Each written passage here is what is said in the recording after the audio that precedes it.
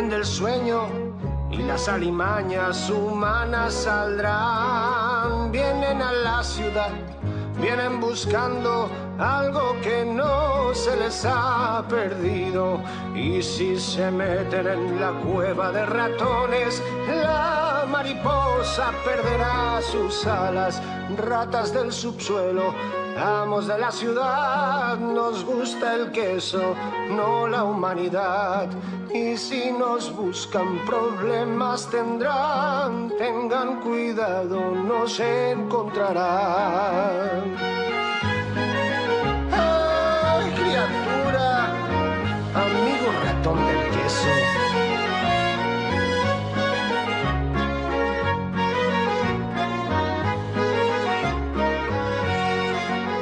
¿Quién pensaría que la más torpe es a quien regalamos nuestra obra familiar? Iba corriendo y tropezando con su cabeza y la cámara en ella.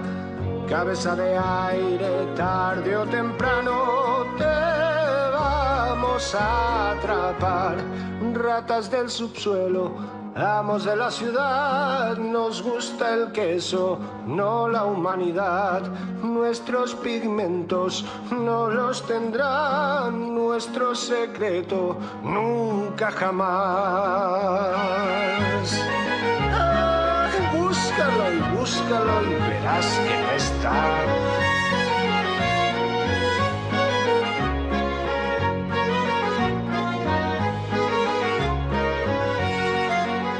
Y a Ramona, quien presume por tanto ayudar a la familia, ella insiste, y quien exorciza, incluso quien ayuda a la policía, pero no sabe que somos ratones, más listos por muchas razones.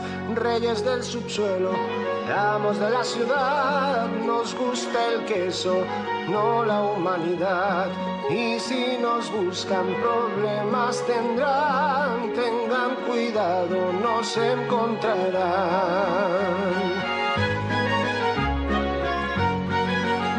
Que sigan buscando, nunca nos encontrarán. Somos los Pérez.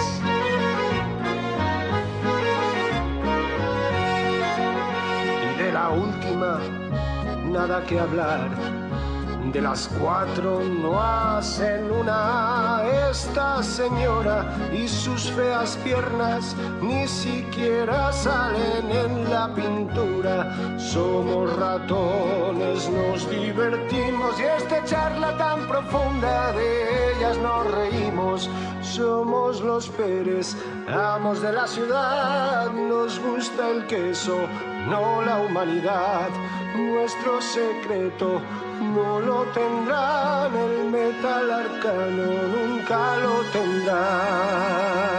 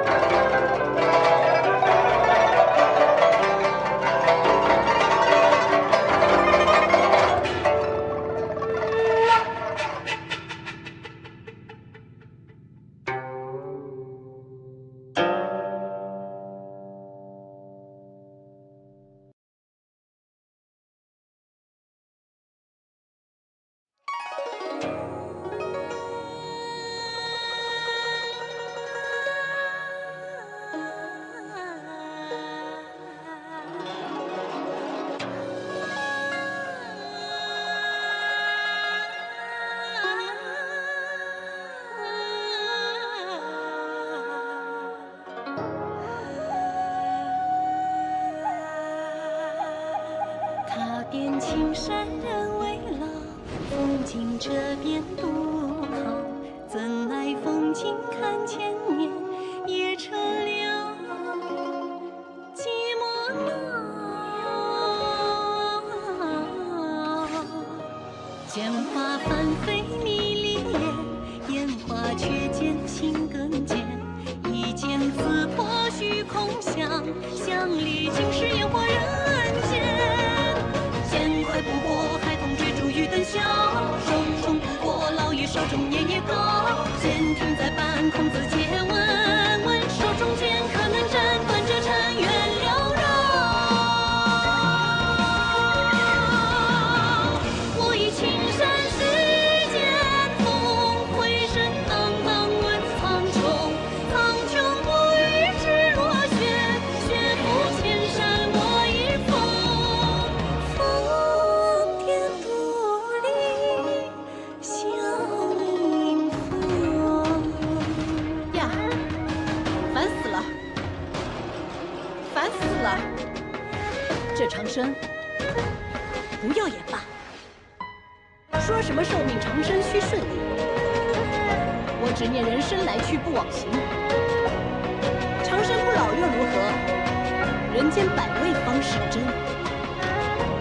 今日我便折了这老石子长生剑，换他个人间四季，爱恨情仇生老病死，五彩纷呈看见折剑眼，换一个大梦归尘埃落定。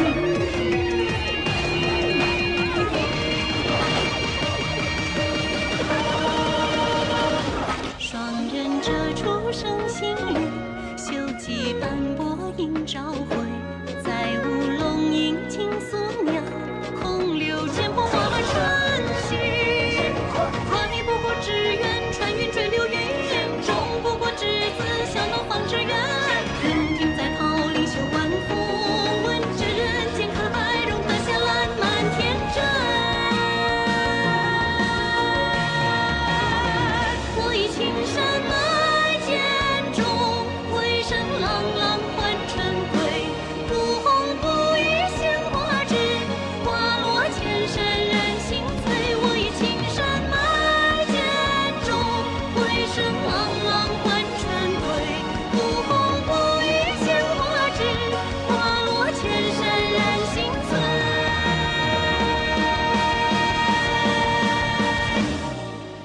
风点珍秀，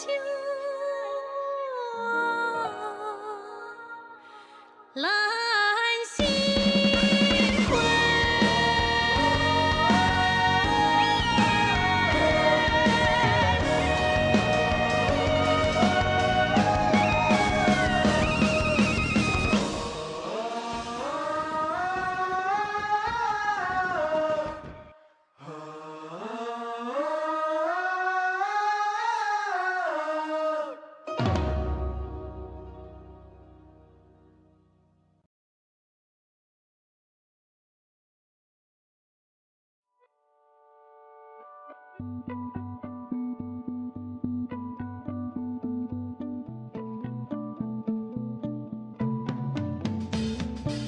逍遥客黄昏间，雪车楼遇见，泛色一人烟。萧杀眉笑明春雪，朝朝心相偏，行客过世烟。换听歌，恨一切，朝有时。别旧年。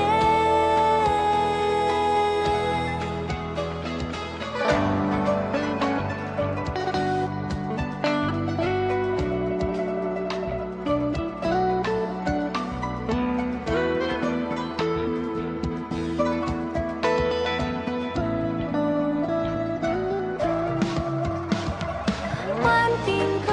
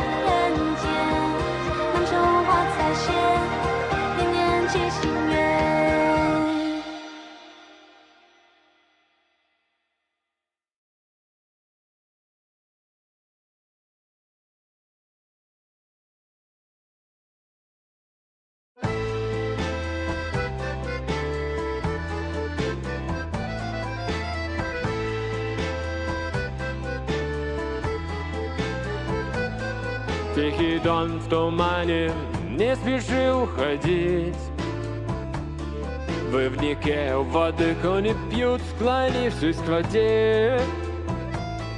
А в саду у хаты вишни в росе стоят.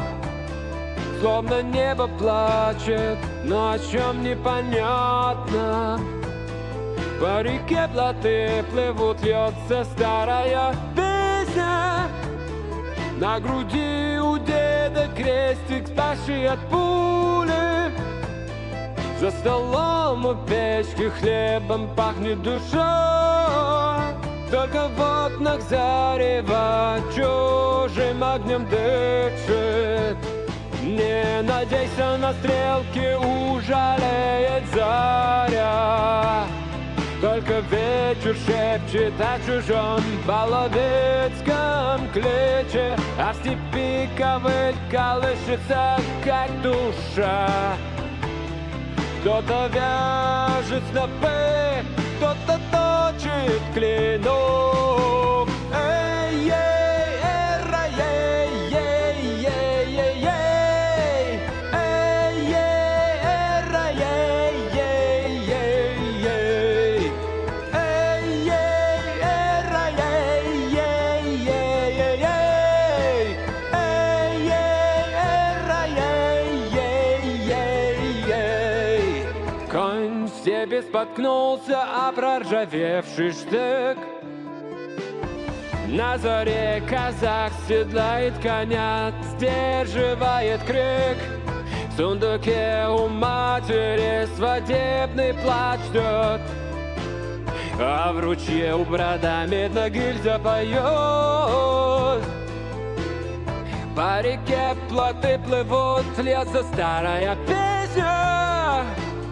На груди у деда крестик, спасший от пули. За столом у печки хлебом пахнет душа. Только в окнах зарева чужим огнем дышит. Не зови на час, не сули чужой славы. Только пчелы помнят, как легко рубили на заставы. А в колодце звезды отражаются враз. То ли сабли блещут, то ли молнии угас. Эй-ей, эра-ей, ей-ей-ей-ей. Эй-ей, эра-ей, ей-ей-ей-ей. Эй-ей, эра-ей, ей-ей-ей-ей. Эй-ей, эра-ей, ей-ей-ей.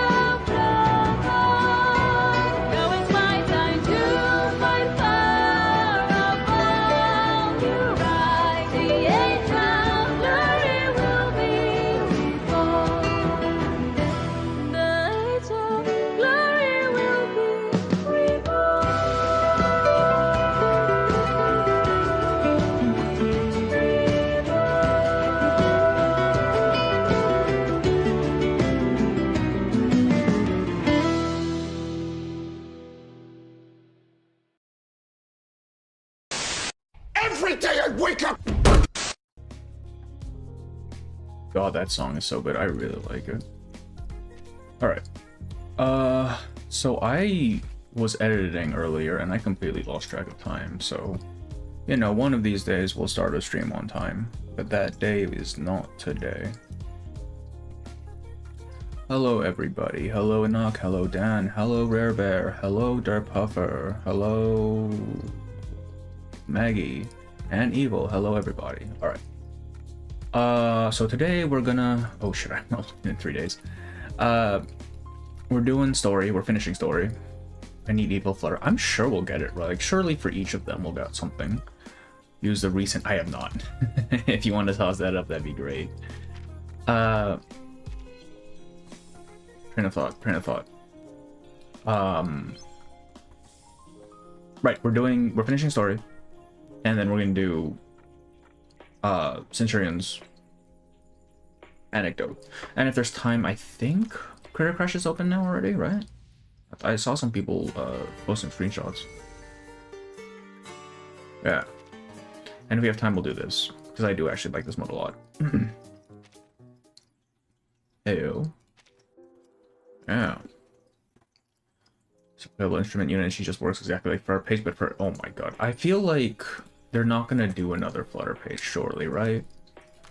Like surely they realized, hey, maybe universal support is kind of weird. It kind of not good design. Fuck Critter Crash. Oh, it's a good mode. Pretty funny. Favorite Nisha was probably gave her Richard Wagner. Really, I did not actually know that. Gotta go. Oh yeah, for sure, Buffer, for sure. Don't worry. Go luck, little gup. Oh my little gup, bro. I'm pretty sure I'm older than you. Reputation it has. Alright. Oh my fucking god. Okay. You know what? We're gonna run a couple real... Oh wait. Shit, hang on. Something is resetting. I'm pretty sure that we're gonna need to do. Hang on. 20 days, 5 days. Yeah, we're gonna need to... I'm gonna need to run Limbo. Maybe we do that today as well. Oh, here we go. Green Scout, Nothing Everlasting, Valorant. Valorant? You mean Valorant? Have you seen the sustains lately? I've heard Jay is a sustain now. I don't know if he's good in that role or not. And it's kind of funny that they just made him a riposte sustain when... Who the fuck plays riposte, bro? Bro is not playing the game. Bro is not playing the game. Alright. We got our codes. We are at 1600. Holy shit. I definitely overcapped. Because I'm pretty sure 1600 is the cap, right? The hard limit. So I definitely lost a couple things. That's fine. Hey, Mask, how are you? Welcome. Let me just get out of hard cap real quick. That's not gonna do it. Yeah, if I don't feel like logging in, I just don't, honestly. Will there be time for a nap later? His trumpets sound. The judgment day hath come. His trumpets sound. The judgment All right. Good, so we're not completely fucked. Physical condition. Let's see here. Let's just go ahead and start the story then. There, yeah. Because I mean, otherwise you just burn out, you know. You got a free cleanse each turn, like compared to martial grade if you don't have either here. Oh shit, that's actually pretty big, isn't it? Alright. Right out his and Priestone just now, very situational skill, but can save you in the early game. I got little hope for Regulus. Damn, really? Is Regulus not good? No, I have not touched Prieststorm since the last time. In the background, oh yeah, for sure, Bear. For sure. I think you're streaming later today, right? I don't even remember what you're streaming. Alright, Path of the Dead. I believe there's 21. Did you do LB? It is. I have not. So we're going to do that this week as well. Which is fine, because I'm probably going to be streaming quite a bit this week, because I want to do this, I want to do NTE, so I can actually get to the next section. Enfield. Yeah, there's a lot to do. Okay. Tonataya, bless the souls of the warriors, let them break free from their cocoons and let them return. I thought you were all done here, I'll zip my mouth if any spoiled. Oh, yeah, no. We have like 6 notes left.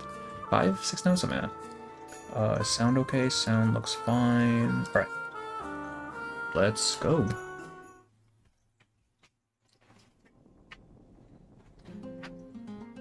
Path of the Dead.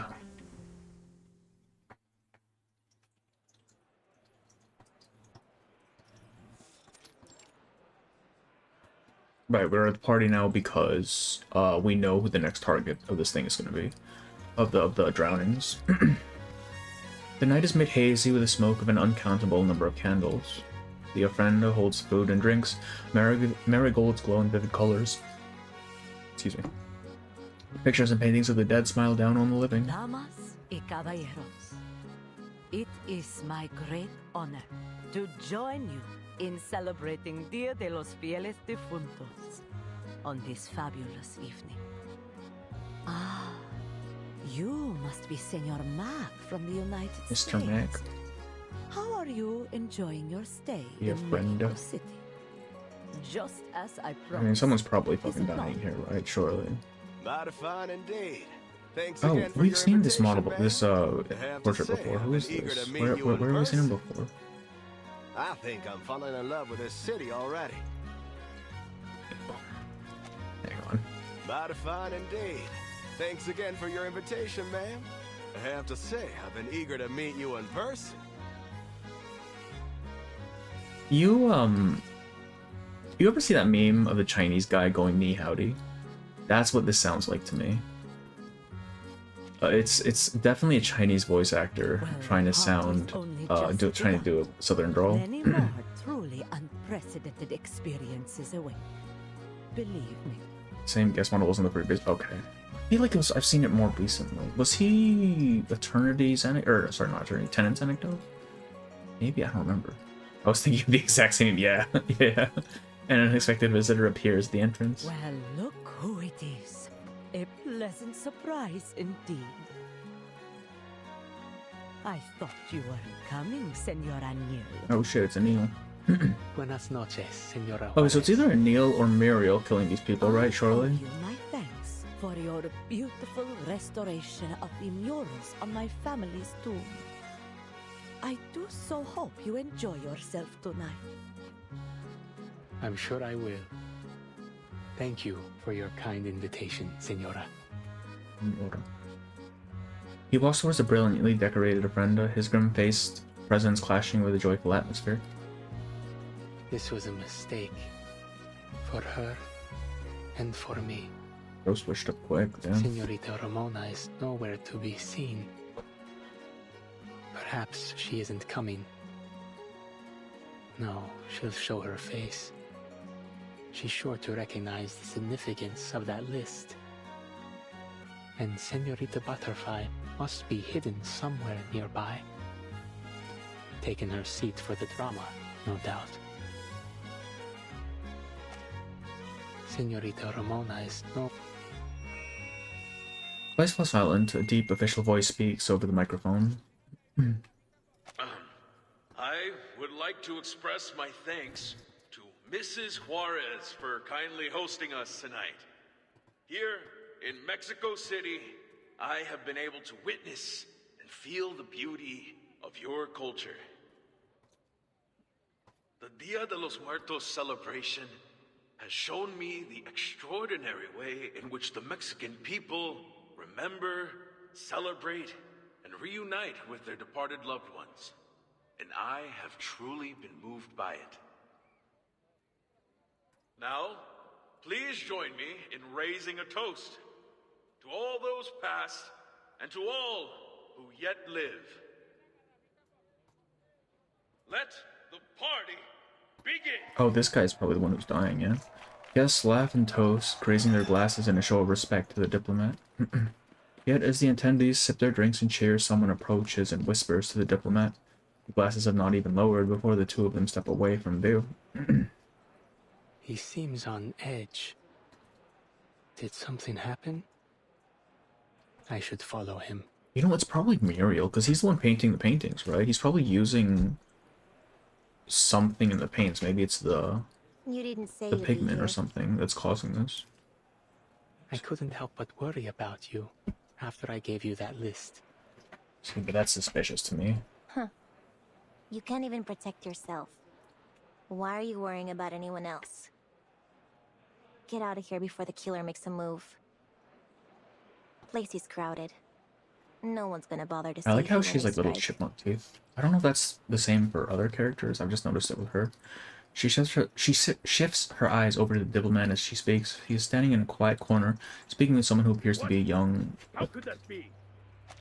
Younger age. Enough of your excuses. In any case, we mustn't let Mrs. Juarez get wind of this. Mrs. Juarez. The diplomat scolds him and they begin to argue. The age shifts nervously and then shoots his hand into his pocket. Oh no. Oh no. He's got a weapon. We gotta stop him. He's reaching. Are we going straight into a fucking fight? Alright. Alright, any bets on whether this is actually a weapon or if we're just going to make fools of ourselves? Because I think we're just going to make fools out of ourselves. What was I using for this? Oh, right. I will assist you to keep the battle under control. Oh, she's several years older. This design for her still looks like gritty flutter page. It does, doesn't it? Like, I don't know how old is she. I haven't looked into her bio yet. I don't know how old she is. But, she does just kind of look like older Flutter Page or older Fatutu, or grittier Fatutu. Huh. fake mustache and doing a funny act. I'm surprised the fake mustache hasn't made an appearance in this story, considering like how much of it is Lorenz sneaking around. An accident. The eagle's eyes. Though I do kind of want to hear another accent from her because that's just kind of funny. I'm walking here. Come on, pal. Forward. You know, I leveled this fucking rat. I have never actually used him properly. I don't know what he does. I know he's an old character, but I don't know anything beyond Your that. expectations? Sure, Eagle. The thought-to-be assailant falls to the ground. He lifts his hand from his pocket, revealing nothing more than festive candy, likely taken from an ofrenda far too soon. Yeah, that sounds about right. What on earth is wrong with you? Think you could go around roughing up my men? She's 17. Oh shit, okay, so like Who are 3 or you? 4 years older. Some local gangsters? Senor, listen. You're in serious danger. Brother, he had candy. He was gonna assassinate you. What nonsense are you spouting? He was just delivering a report. It's the painting I gave Mrs. Suarez. Apparently, the color has faded in one spot. My assistant was only asking me to check it over. A painting from the turquoise. So I thought she looked younger than that. Where Age, I mean, anime age You is need just to hard give it to, to me now. like, unless it's obvious, it's just kind of hard, isn't If it? you want to live, you need to stay away from that painting. Noir, but stronger. To be fair, noir, but stronger is a very low bar, right? Diplomat's mood shifts. He seems frightened, certainly, but not of the painting she warns him One of about. those xenophobic Arcanist groups, aren't you? Mrs. Suarez warned me about people Damn. like you. Blocked. What are you planning to do, huh? Kill me in front of all these people? No, no, senor. Listen to me, I'm trying to help you. Bro, Niels had that paint on his chest this entire time. Does he not take showers? Oh, here we go. Yep. His words stop. A painful rasp replaces them. He grabs his throat, struggling for air. They have moved without noticing the part of the courtyard where gifts are displayed. But he's roughly as good as Euphoria Centurion, so he is a potential squirrel. Oh no, I see them both as side basic. Really, the way people were hyping him up, I would have thought he'd be way stronger. It's weird in how they assign ages to their characters. To a degree, yes, though I think a lot of these are quite intentional, especially when it comes to like younger prodigies and stuff. No te acerques tanto. Ese poder arcano podría ahogarte junto con él. Like, I know people were like, how is Jay fucking 19 with that build, but I have seen younger with comparable builds. Granted, they're probably on fucking steroids, but you know. Where am I? Is that a lake beneath the water? Help! The diplomat's voice falls into a rasp and silence. He crumbles into a heap on the ground. This is just like... Like what happened at the auction. The killer can't be far. Must still be hiding somewhere near the ofrenda. Brenda. Ramona hears a rustle in the grass behind her. She turns with just enough time to spy a figure darting away. There! Get him! Get him. Force and Jersey for he's free for everyone. That is true. That malnourished, scrappy child worker vibe, it works, but then I heard she's 17. I didn't know take. Yeah, she's like Schneider. She's just super malnourished. Oh wait, hang on, I missed that. The city street is crowded with people celebrating. The raucous mood and shifting mass of people obscure sight in every direction. Have they not realized the dude's fucking dead yet? That's crazy. They've lost sight of their culprit. Maldita sea. Maldita sea. How players on certain roads. That does seem to be the case, yeah. This is a wealthy area. The mansions on this street must have guards at their entrances. We can ask them if they saw anyone suspicious. No time for that. The paintings are the key to the killer's MO. But what else am I missing? The diplomat already had the painting for a while before the party. That journalist must have given it to him a few days ago. So why'd the killer wait so long? And why strike in front of so many people? Why do it on the night of one of our biggest festivals? I'll give the characters from JoJo as an example of age. Yeah, actually, yeah. Jotaro is like what, 17 or something? Ain't no fucking way, bro. That's gotta be it. It's all about the timing. So that's come with the agent. Igor is the only person that looks older than 20. That is true. Even Noir So it has something to do with the doesn't look that old, but I mean, also she's Chinese, so like, it's kind of That's right. to be given. The second night of Dia de los Muertos. The night we welcome back and reunite with the faithful departed. Death is just a part of the cycle of life, right? I'd bet the killer thinks so too. And they chose tonight because they're trying to lead the spirits of the victims somewhere. Oh, it's a fucking ritual. Some place they aren't meant to be. She's got her hag willow in her lake. Don't say it. Don't fucking say that, man. God damn it. She looks down when countless marigold petals spread out beneath her feet, forming a path to guide the dead. It stretches far into the distance. Huh. That may be the answer. See? Someone's laid a trail of marigolds out the back door. Oh, wait. I think this was mentioned in the, The vivid glow of marigolds is in one of the traces, right? As marigolds as a exorcism tool. They want us to follow this path, huh? Fine. Then let's go. Let's go. When does she drop? It's another week, right? Child. A quiet, stately building marks the end of the marigold trail. Using willows before it's just in time for I think I've done Tuesdays. I don't think I have willows yet. Of all the places. Are we? What is that fucking cliffhanger? Fucking the vague posting queen over here. Convergence. Avant-garde ideals, bonds forged through shared labor, and a kindred aesthetic vision, all shared memories of the past.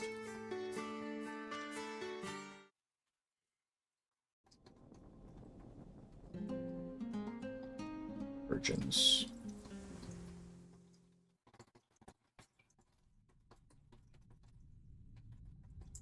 White smoke from burning copal fills the air, mixed with the scent of old books. I think that was also mentioned. The Mexico City People's Library. Home to the Vigil Bureau's temporary branch. Right. Oh, the Why here? mural is painted by Muriel, isn't it? She lights a candle. The small flame does little to brighten the vast darkness of the room before her. Wait, Anil. Yeah. I'm not sure what might lie ahead. You better stay back. Understood. I wouldn't want to be a liability. Bro's hiding behind a I'll await child. a That's certain young woman crazy. here. Ain't no Do way. my best to ensure she doesn't interfere with your actions. Be careful, Señorita Ramona. Your safety is more important than anything. In total silence, she walks through the familiar corridors, made unfamiliar in the dim light and strange circumstances.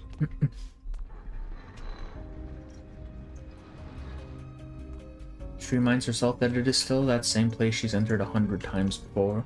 The bookshelves stand in their usual order, the lobby floor shines. The only difference is that no one is here. They must The artist had have dispatched some mysteriously top disappeared. officers to the club Oh after wait, they didn't got they the mention? report. I thought they said Muriel did it, no? Others Oh, will be okay, on the patrol, some random making artisan. sure the festival doesn't have any Arcanum-related accidents. Still, I can't believe they would just leave the place empty. Using a child, yeah, that's what I said. Shit, bro. There must be.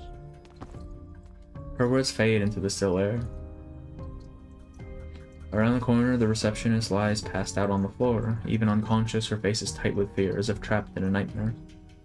I wasn't really expecting a horror patch for this, a horror theme for this patch. Still breathing. Trapped in a living nightmare or something. A whole lot of Numa gathered here. Someone's activated a ritual. A big one. Power of it's knocked out anyone in the area. I like how every Who the fucking hell ritual the being Manus set up has a requires large-scale blood Arcane ritual like sacrifices. this? Like surely some of them at Vigil least Bureau branch. have to be somewhat like And benign, how? right? It's the painting. Ramono lifts the candle and looks up towards the stairs. That mural. Oh, The Nusichi. one with the missing artist. But now it's finished. They didn't know who he is, but he was there without them. How many times has she seen that mural? Those faces, the familiar scene, vivid yet silent, unfinished for as long as she'd worked. Are the faces in the mural the dead people? Like their souls, like plastered to mural or something? She never truly committed the faces of those young people in the mural to memory, but now they seem almost... Yeah, that's it, isn't it? The killer's final piece? He was, he said he was there without them. Okay. And I...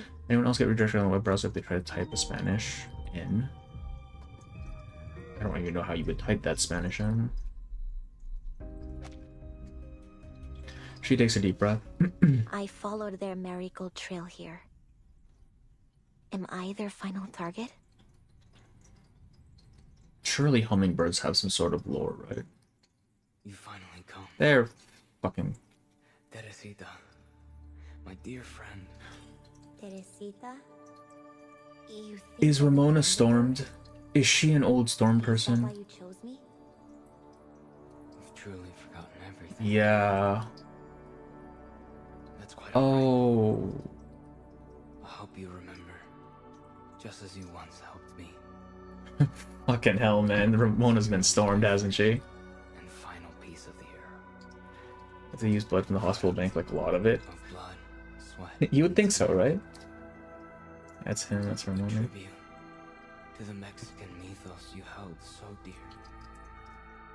One that honors both the sacred traditions of our ancestors and our courageous struggles. Is what warriors turn into when they die. And okay, I figured there had to be something there. And butterflies, I mean, usually they're associated with death, right? This world becomes.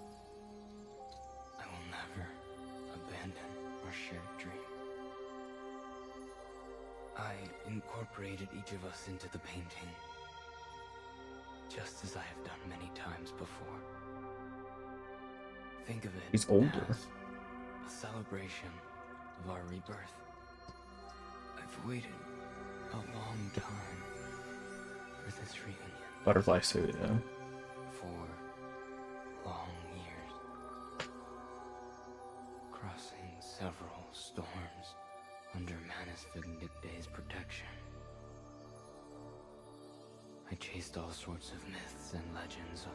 Is that why... Way to resurrect the dead. I didn't think that'd be such a significant point. The whole resurrection thing. But I'm wondering if that's now going to be like the commonality between all of those Manus members that we saw before. They're all trying to bring something or someone back. Like butterflies emerging from their cocoons, carried on sacred winds from the north. This is our reunion. He's just aura farming. One not even dead. He doesn't need to be sitting there doing this.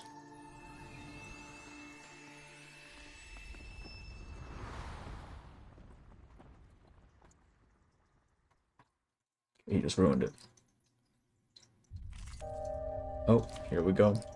Random theory, the one woman, I think her name is Ibis or something. Black Ibis? I keep saying people's names because she knows they were stormed. Oh, I like that. That's actually... I feel like she's doing it on purpose, I'm going to be honest with you. But I think that's really interesting. Alright, I don't know if this is a boss or not, so we're just going to go ahead and switch to an actual functional team. Yeah. Who's there? Ibis is sus as fuck. I didn't even make that connection, but that would make a lot of sense. But why are we fighting Ramona? Huh? Promised form. Spirit of memory. Well, have you met Liang Yue? Wait, where's her fucking buff, bro? Oh, we have Ramona on our team as well. Let's see. Give me some. Keep your guard high. Can we roll it shit? Alright, well. Give me something heavy. Gracias. Cleave through solid stone. Leave me alone. Get out with you! This is a mess. Este lugar, este instante.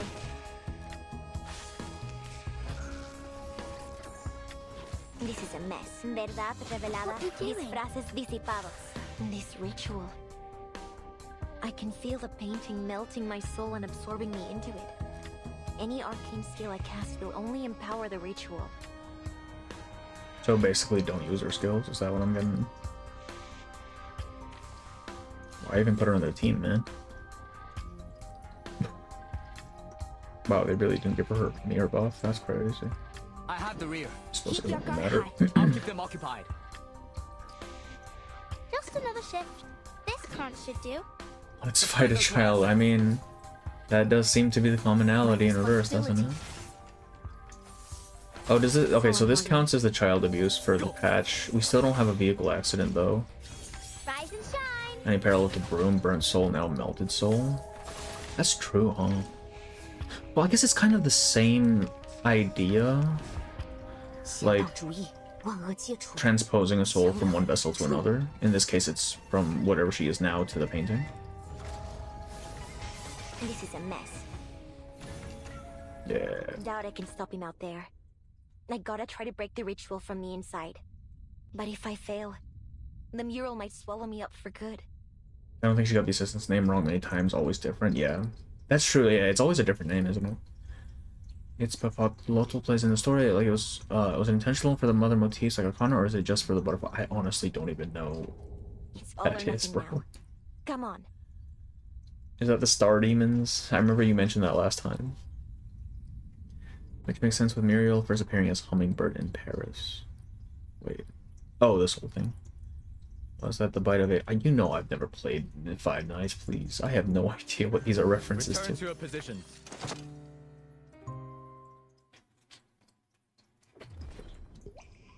A dripping sound breaks the quiet, but its source remains hidden.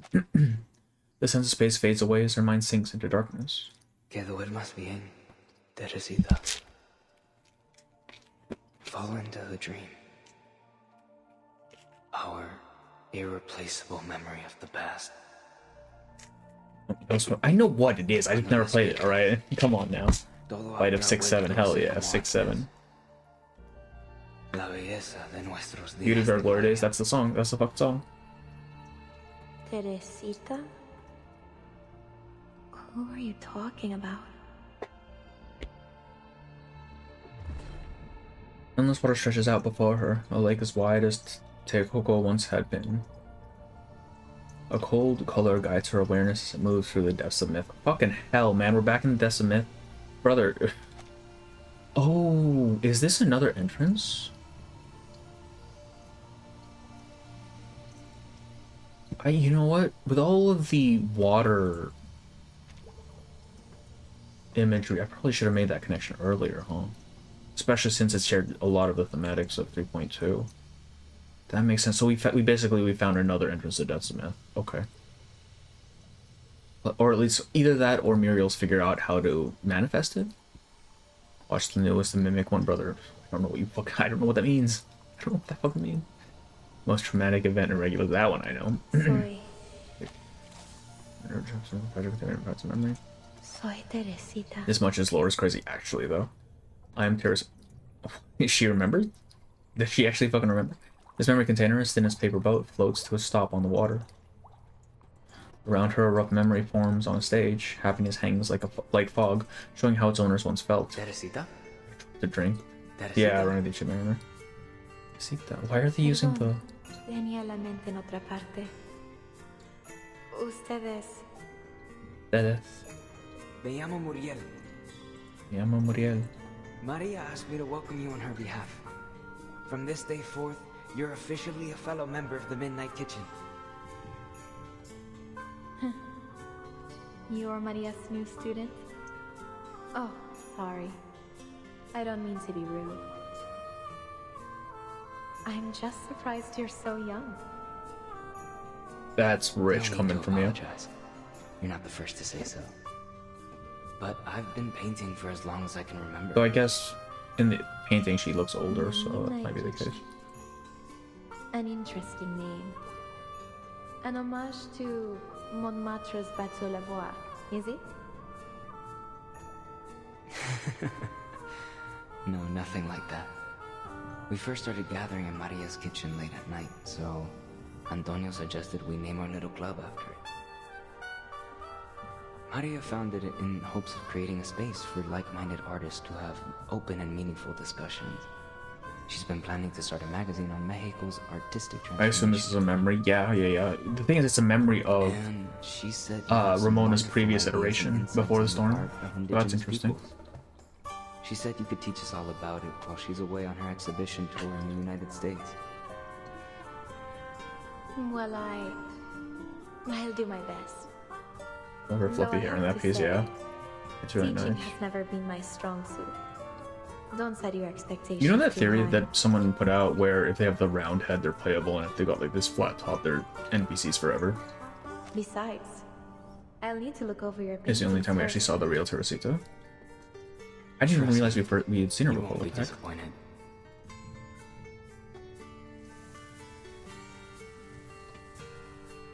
Oh, right. I'm remembering now. Yeah, yeah, when he was like crashing out on stage. Eres un pintor genial, Muriel. Tu obra causará revuelo en todo el mundo. You're too kind. But as much as I appreciate such praise, I want to go back and no see fame that has ever been my thing goal. because I want to see if it bears resemblance, and I just missed it. And I wouldn't accept the title of genius either. I simply love to Just paint, saw, yeah, yeah, yeah. This Maria's to teacher. create Oh, alongside my dear friends. Your goals are admirable in themselves. Though more than genius, your greatest gift lies in your unending passion. Still, I can't help but wonder if this movement is on the right track. that painting was a man. I honestly don't remember. Is this about that article in Nuevas Masas? See, we once saw our movement as revolutionary, a force to change our society for the better. But, as Siqueiro said, it seems it may have already fallen under the thumb of the petite bourgeoisie. Bourgeoisie. Not good French. Come on. We wanted to reconceptualize our identity, That's history, it's messed up right now because of culture the storm. as a People get people. messing with us. We believed that only through I feel like that common was understanding actually could we ever kind of truly confirmed because they be did united. mention the storm kind of messing with the Decimeth in 3.2. We wanted to create a unique story, a story of We stand miracles. for a proletariat queen. But have we succeeded in our goal? No. Teresita? I'm having second thoughts. Painting these murals on the walls of grand buildings. Perhaps it's been a mistake all along. Oh, muralism is fun. Is that the reason? Is that actually the reason? Shit. Like I had a thought about it, but I thought, no, surely that's just stupid wordplay. The world around her shifts like a maelstrom. The memory flickers in and out. Prison feelings slash her like willing, swirling debris caught in the storm. Down Lucas's invitation, Leo. Yada yada. Paris is the center of the artwork. You know Rivera went to Europe to study around your age, don't you? An opportunity like this doesn't come all that often. No quiero irme de México, Teresita. No puedo. Well, Quiero quedarme aquí, junto a mis amigos. he's got some dependency issues, man. You saw the Damn. debate at the Palacio de Bellas Artes? We're at a critical turning point for the muralist movement. Which is precisely why I want you to refine your skills in Europe, Muriel. It would do you good to free yourself from this mental turmoil. Art can change Well, the start the still world. makes sense. I That is still true, believe yeah. that. Just came from But quality there are arts. many obstacles we need Just to think overcome. what you're doing, yeah. Brother's pining so A hard. challenge that has kept Maria very busy, and for which the progress has hardly been satisfactory. I shouldn't distract you with all this. Iré. Si eso es lo que deseas, Teresita. Entonces hazlo. Haz nuestro sueño realidad, chamaco. El futuro depende de ti.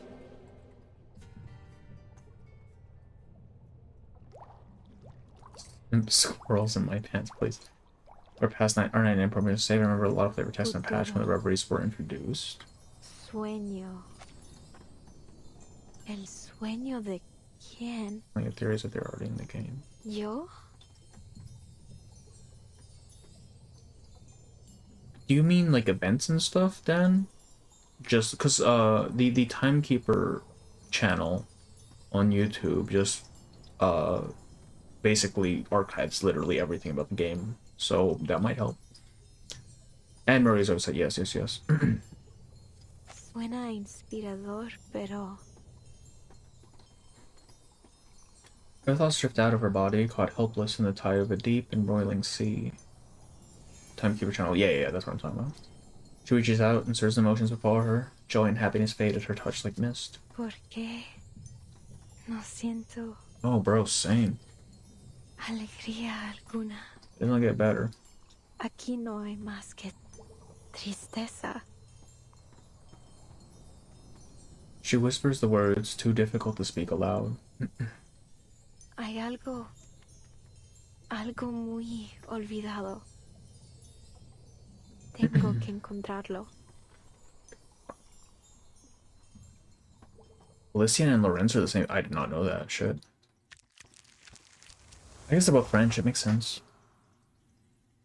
I had to watch Echoes in the Mountain there, bro.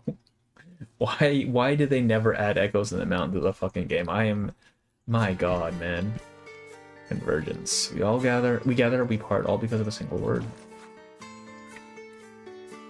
This is a land where traditions are told through murals. After the revolution, the young government turned to its artists. This newborn Mexico had so many stories to tell, so many to shape, and paintings adorning the walls of its building became the perfect medium. In the 1920s, the muralist movement swept through the country. Look, this was an art form both ancient and brand new. It no longer lived in auction houses, galleries, or the private collections of the wealthy. Instead, it unfolded across vast walls open to the public. On these walls, artists spoke of justice, of freedom, of this nation's history and memory. Imagine it, a new country, a new canvas, and so many stories to tell. From the very beginning, these murals were inseparable from politics. The brush was the artist's voice. They spoke for their ideals, therefore beauty, for all the suffering people. This is sounding like diggers, dog. Voices are difficult to harmonize, and they can turn harsh. As the 20th century entered its third decade, cracks began to appear between artist and artist, between artist and state. Should the murals depict suffering or glory? Whose praises should they sing? Which path forward? Rivera, Orozco, and Siqueiros, three names that once symbolized hope, are Los Tres Grandes, held different visions for the future of both their art and their country. The rifts only deepened. In the small midnight kitchen, young painters listened to this fight of the century. This is not the Depths of Myth, I remember. I think the effects of the Depths of Myth is the reason why people like Spathadia exists. Yeah, it's kind of interesting that they never really went back to the whole idea of reincarnators after that patch. Like, I feel like that's a really interesting point to have brought up and just never touch on again. Spanish pronunciation worse here are the French in 3.2. I've heard the Spanish here is not great.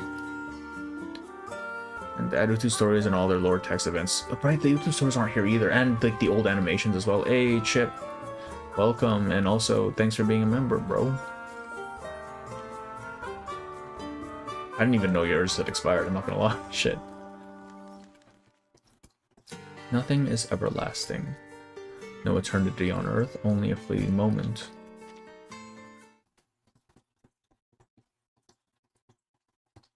This is 18, yes? Is it real? Our elusive existence. I don't know why this shit still kept going. No eternity on earth, only a fleeting moment. Be it as resilient as jade, it shatters. Be it as revered as gold, it crumbles. Be it as resplendent as Quetzal plumes, it will fall away. No eternity on earth, only a fleeting moment. They forget, probably, yeah. Cantares Mexicanos.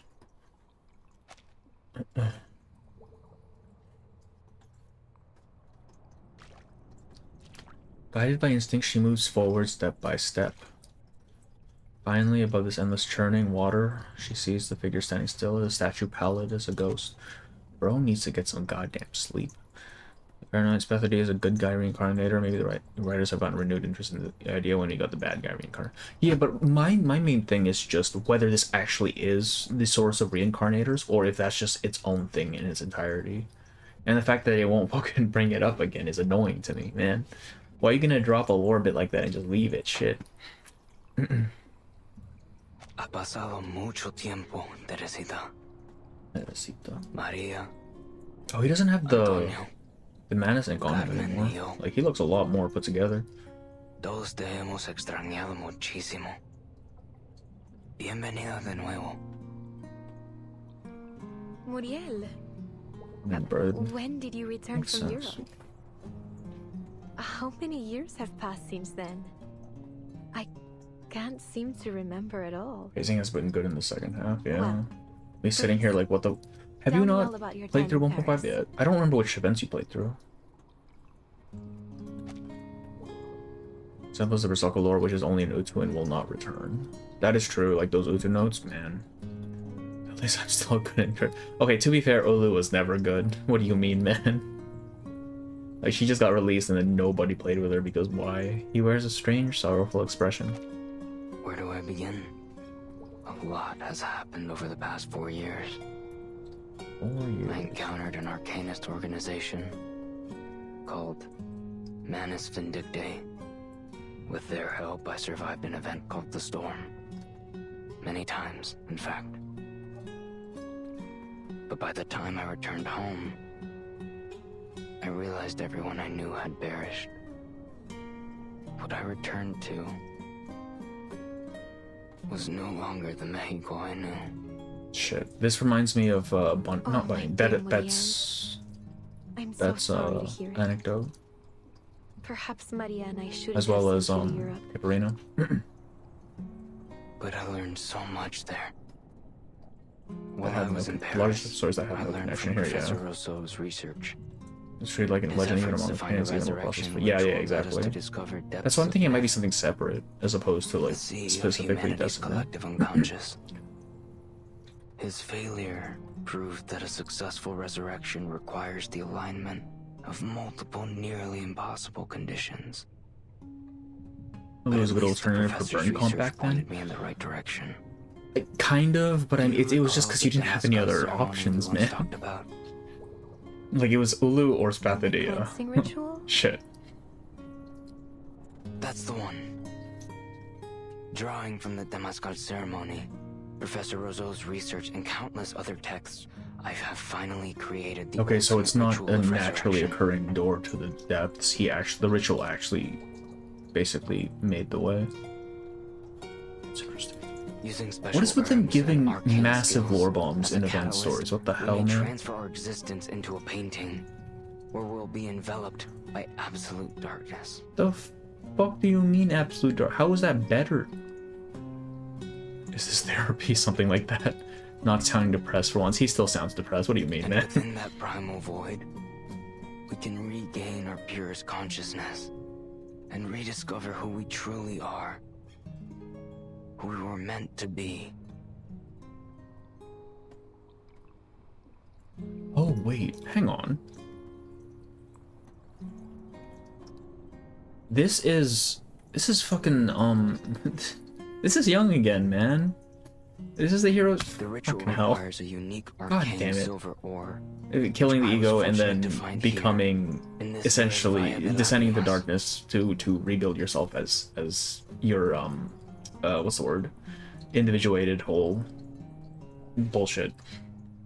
From it, I crafted a pigment of infinite malleability, one capable of recreating almost anything, even our memories and identities.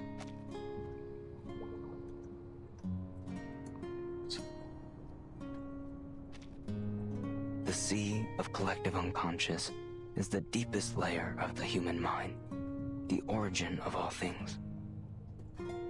If my limited time events are pointless since it doesn't matter. Oh, I'm not complaining about it. I'm just very surprised that they actually put all this lore in. I think it is a very good use of event stories. Yes. People who miss the event. I mean, yes, that too. I just like, God, why did they do that? Send me into to a storm girl. Let's like in VR chat basically. Hey man, as long as you don't know you're in the Matrix, it's fine, right? Another farming. Oh, this is that what the silver ore we've been farming is? I need to read the description on that. It's better than what 2. Yeah. 2.x events were just kind of a mess. I'm not gonna lie. I've complained about it so many times. You know. I was at 3.x events and pretty good too. Yeah. The only one I really had issue with was Midnight Train. Come and find the golden fleece in the land of endless peace. Shit. Yeah, it's all just the ascension materials. Rest assured, Teresita, I will reconstruct you completely, body and mind, from the depths of myth. I will build you in my image. Jesus Christ. I'm Bro's trying to be not God. sure I entirely follow. But I see that you are every bit the genius I always knew you were, Muriel. Is someone Who I else swear to would God connect using paint? resurrection Yeah. rituals to an ancient sweat lodge ceremony? Like this is I've tried everything over bro the is years, is stepping into some but forbidden I finally found territory. a method that works, Teresita. I'm so thankful Oh, he's that I dying. found you again. He's almost certainly dying, isn't he? I'm This happy all you sound have really to. creepy out of context, the yeah. bottom of my I will heart. put you back together, so it is a But brother, basically, I yeah. almost feel as if I've forgotten something Oh important. yeah, Bear, you're probably young enough to be a fucking Five Nights at Freddy's kid, aren't you? Goddamn. The roiling water slows into soft and silent ripples. Now is the year of 1920. The start of a decade you and Maria once longed for. The muralist movement has just begun. I'll ensure we won't make the same mistakes we did last time. Brother is just trying to make his own ideal world. It isn't like you to care about anything beyond your paintings. When it's supposed to be something. Yes. People change. It was only after nature I left arcane you and the turns others my that I friends. realized how lucky I was to live a life completely dedicated It's to kind of my interesting because this is kind of a hero arc, isn't it? Like the sort of arc you'd expect for a hero character, but no, they just tacked it onto this dude. Child We have labor. changed for the better, Muriel. What do you mean again, man? It's just the default. Can take care of yourself now. In this world, it's not called child labor, it's No just called longer labor need because Maria everyone or me does to it. protect you. Knowing that, 16 and being taller than all continue my 17-year-olds search is for so what I've funny. forgotten. Yeah, that growth spurt hits hard, doesn't it? Is it really so important? More important than our dream? Than Maria, Antonio, all our friends of the Midnight Kitchen? He called me young, brother, please. It is. Relatively young is not, I mean, that's not a very hard bar to clear, is it? Deep down, I know it is more important than anything. I'm sorry, Muriel. Until I find it, I can't pursue our dream with you. And this is where he crushes out, right? Shortly. Yep. Still confused, she keeps walking forward. No debes seguir más adelante, Teresita. Mientras más profundo avances, más se debilita mi ritual. La esencia de tu mente podría borrarse por completo en las profundidades del mito. ¿Estás realmente segura de que quieres irte? Sabiendo que tu propia existencia podría desaparecer. She doesn't stop. False memories and vivid color begin to peel from her skin like new paint stripped from a canvas. Hey, Magdalene, how are you? How are you? Welcome, welcome. Their joy, their dreams, the time they shared, layer by layer they fall into the water below. Hermoso. Aquellos recuerdos brillaban, centelleaban como cristal. Gracias por mostrármelos, Muriel. Pero tienes que entenderlo. Nada dura para siempre. La muerte es They're parte cute and del funny. ciclo de I la think he vida, knew her when she was older, though. como cualquier otra. Because, like, in her painting, she Ese definitely futuro seems a lot que older than her sueñas me current conmovió, self. Sí, pero no me pertenece. Igual que esos recuerdos que ahora Oops, shit, I did not mean to skip that. necesito encontrar mi verdadero yo.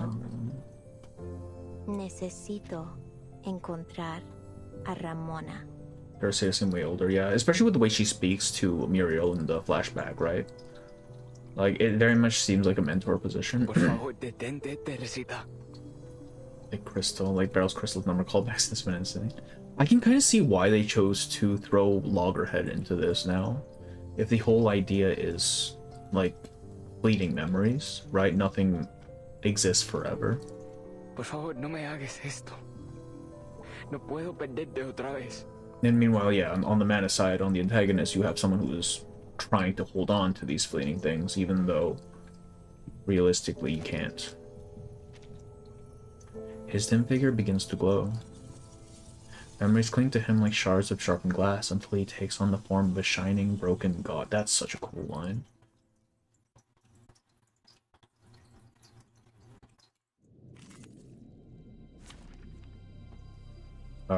So, Liang Yue though. Stay behind. Oh, I'll keep fucking us cool. Wait, why butterfly wings though? His name is Hummingbird, bro. Give him the hummingbird wings. Fuck.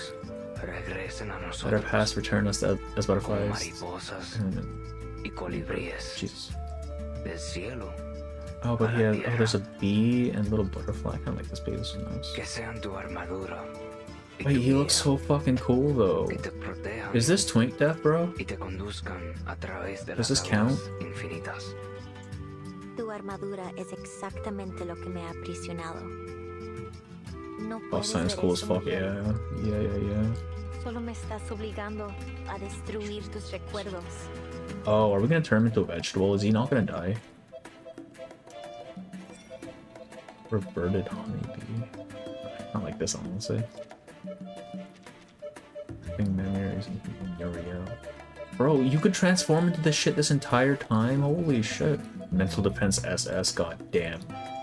Alright, I don't know what damage we do, but hopefully it's not mental. Keep your guard. I'll keep them up. I have the rear. A well-measured strike. I don't remember the bees presenting as My undead. responsibility. Cleave to Honestly, the I don't stone. know. I'm assuming they might just be going for insects as a whole in that case. Like if he's supposed to be the king, right? Then these are just kind of his vassals or something. No matter. I said go away.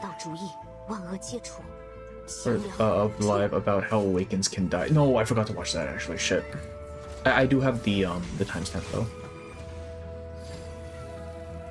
There's another hear me out. See, this doesn't count as a hear me out, man. Like this is just a conventionally attractive dude. He's just kind of tall. Like that doesn't count. ¿Por qué, Teresita?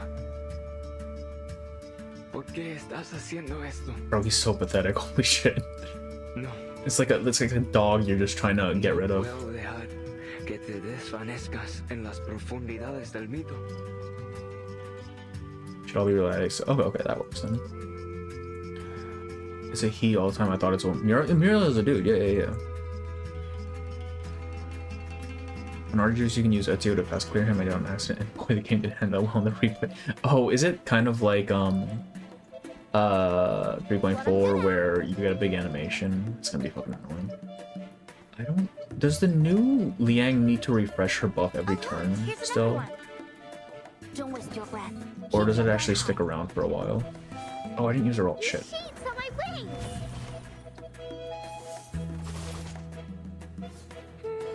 Muriel is kind of conventionally attractive to people need when muscles. Exactly, right. Yeah.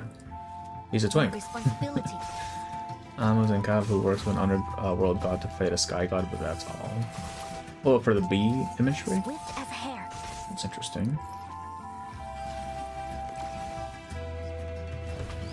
Oh, and now he's all decayed. Wait.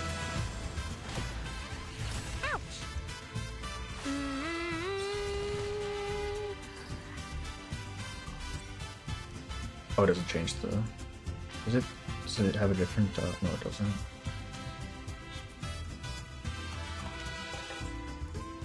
It's so hard, man. That's... I want this to be in both zones, right? This card should do. Oh, look. Swift as an arrow. I'll keep them occupied.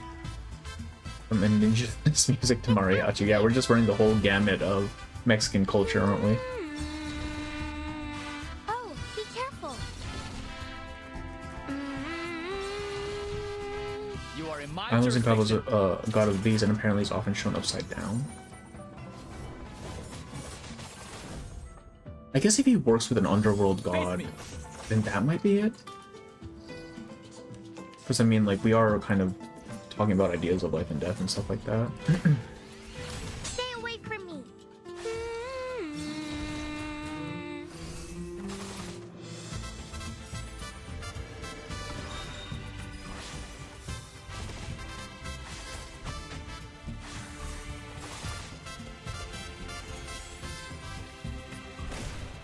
Oh, killing the bee? Okay.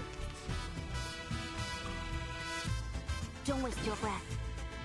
Yes, you want me to? A flawless defense. We killed him. Todo está roto y desaparecido. Nuestro viaje, nuestros sueños y el futuro al que no podemos llegar. Bro is on suicide watch now. En las profundidades silenciosas. Butterflies meant to represent the dead in the bees' life. Oh, because they're like pollinators and stuff. Save your words for the court.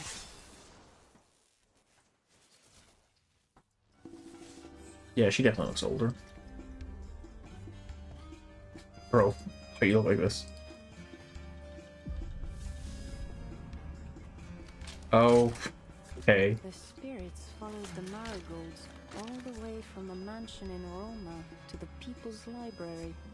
A final touch to complete the mural. We had this nice touching scene and now we have Lorenz here with a fucking gun. Alright, bro. I've got you now. How did you miss? She purposely missed, right? Surely. Oh shit, it's the Eye of Sauron.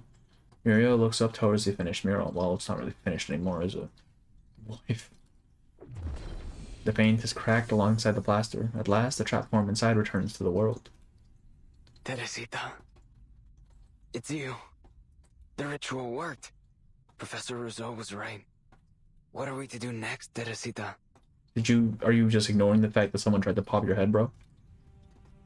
Some assassin you are yet, right? His eyes shine with the joy of a dream so long awaited, finally realized in the flesh.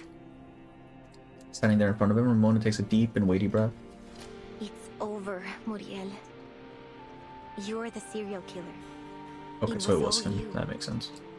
You used a special pigment to make paintings with arcane powers, your murder weapons, and pass them out to the victims through the club. You know, if his opponent hadn't been some fuck-ass genius, he probably would have gone away with it. Like, how's anyone going to trace it to the painting? And then you activated a ritual through the painting to kill your target. That's actually kind of genius, You shit. killed all 7 of them. All to get the friends you lost to the storm back. Life for a life, bro. She glances back to the cracked and battered mural behind her. And those people in the mural. Your friends from the Midnight Kitchen, aren't they? Maria, Carmen, Antonio, Laura. She names each face that appeared in the shattered memories. Her eyes rest on the very center. And Teresita. I solved the case, yeah. She just kind of popped off on her own for no reason, shit. Who'd have ever thought those faces would match the victims almost perfectly? Oh, single one of them, To shit. think how often I walked through this hall and never made the connection. I mean, you wouldn't remember. They were my best friends. My countrymen. My comrades. I think the right works and so remote looking for yourself. Yeah. He lifts the flower pot in his hands, eager. Before I left Mexico, you gave me some dahlia seeds. It would be a dahlia of them. You said we'd meet again when the dahlias were in full bloom. So I carry the pot wherever I go. I care for them, no matter the circumstances. Feather's gonna crash out when he realizes it's not her. I'm so glad we finally met again. Just as you promised. Ramona struggles to find a response. She studies his face, hoping to find something in it that might help her decide between pity and horror. In all 7 murders, you didn't manage to pull off a single one of your resurrection rituals, did you? Bro. I don't understand what you're saying. I saw you in the painting, Muriel. In that void. A little younger. A hell of a lot saner than you are now. But you So all the therapy is for none. Nope. For nothing, absolutely. same. The fragmented Bro memories is too I far saw in the gone. depths of Nith. Where are they from? Even okay, Who do Kakanya they can't fix a belong whole to? lot though. Let's be so for real. We've But seen her work. seeing you now, I think I get it. You didn't reconstruct Teresita's consciousness from the depths of me. Not one did. It's from his memories, right? It's from his like Those idealized memories and versions, feelings were his taken idealized into version of the herself. middle by you. Yep. They all came from you, Muriel.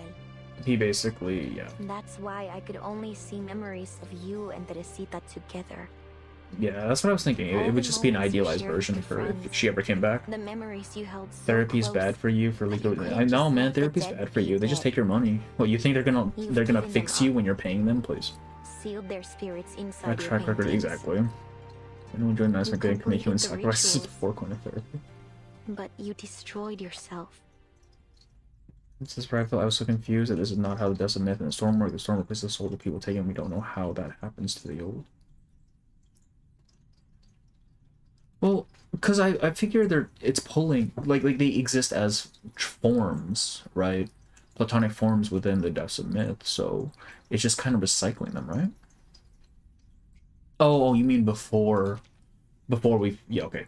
I get what you're saying. Yeah, before we How did realized what this guy was doing. No. Teresita, I didn't. Okay, her name's brother does not realize he's failed yet. I'm not Teresita. And you still can't see it. Your dearest friend and mentor. And yet you still mistake me for her. Terrible at his a job, 7 complete kills and 7 stranger. failed revival. Bro, he's The moment you finished this yeah, mural, actually. you scrubbed every last trace Brother, of her please. clean from your mind. You aren't even yourself anymore. All those people killed. And for what? The delusions of a man in the middle of destroying himself? Obsession. Muriel speaks to himself, clutching his head as if in pain. You mean there's no way to save my friends? I killed them. With my own hands. Correct. I... Bro was cooked, just not in the front way. Teresita. Non-exist in reverse 99, so like Why the can't I 99 is so remember great. your But face? that's true, yeah. Your voice. It just doesn't work here. The memories. Ramona's line is fire, yeah. Why won't they come to me? My most cherished friends. My I know, family. did we actually lobotomize him?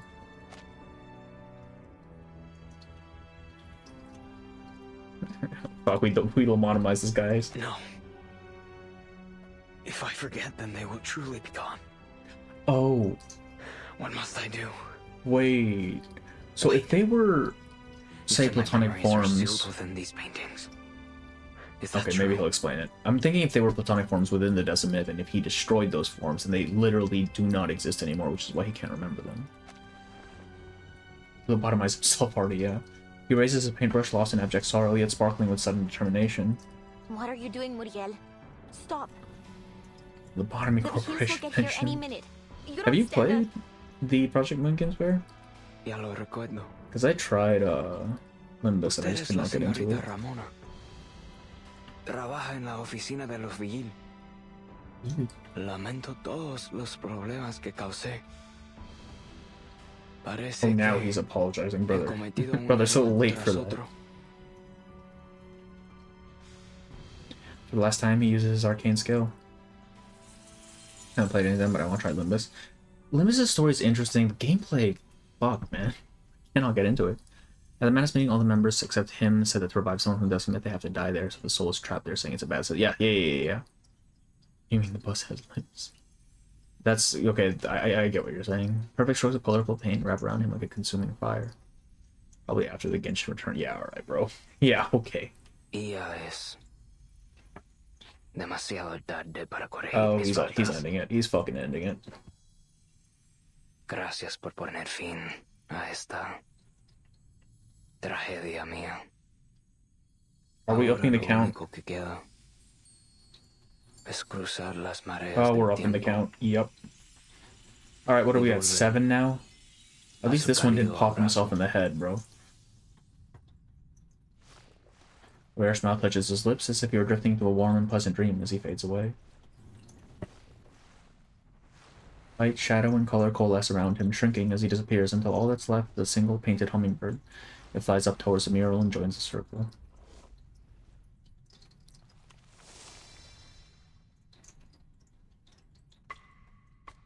His brush clatters on the solid floor. It's kind of a mythological end as well, isn't it? Like, you know how in like, especially like the Greek mythos, right? Whenever someone dies and a god is abjectly sorrowful for that happening, they take them and turn them into a constellation or into a tree or whatever the fuck. It's kind of the same thing here, isn't it? The circle. Yes, circle. Kumar mentioned. I like how in reverse they mention a lot of how a person's only dead when they're forgotten. I know some people don't like it, but still, yeah. Like, it is a recurring thing, isn't it? So no gun, that's a surprise. Alright, we're at 7 now, I'm pretty sure. 7 of them that have decided that they just don't want to be here anymore. All these deaths. If only I'd realized the truth sooner. I'm sorry, Muriel. Yeah, it looks really good, yeah. So hard, but like, those blues are really I'm nice. I not like that a lot. I could never be. There are still so many things only Ramona can do. A long silence follows. It takes Ramona a moment to regain her composure, and she becomes that jaded exorcist she tries so hard to be. Looks like I gotta report this now. Technically, there was a gunshot, yes. ¿Acaso uno no puede tener ni una noche en paz? No Nunca debí aceptar este maldito trabajo. She gathers her feelings and leaves the building without another thought. Damn, bro. Sometime after Ramona departs, another figure emerges from the darkness. Neil? There he is. This guy didn't really do anything this entire time, shit. He raises a hand towards a bullet hole in the mural as if soothing a scar that will never heal. Quite the tragedy. Thanks, Lorenz. Great. I was wondering which corner you might be watching from. So you came after all, Senorita Butterfly. Hey, yo. God forgive him and have rest. If he's now in this myth, he can be brought back, but most likely not from a writer's. But yeah, narratively, it doesn't make sense to bring him back. I don't know if he's even in a Decim myth at this point, honestly. Like, does that count? Like, putting himself in the painting? The ritual got fucked over when she shot it, didn't she? Didn't it? Not wondering who fired a gun. Actually, yeah. Like, why is she not questioning this? Why? I couldn't miss the grand finale. Tell me, are you satisfied? You are the one who What do you mean orchestrated it all. orchestrated it all? What the hell is Anil's deal, dog?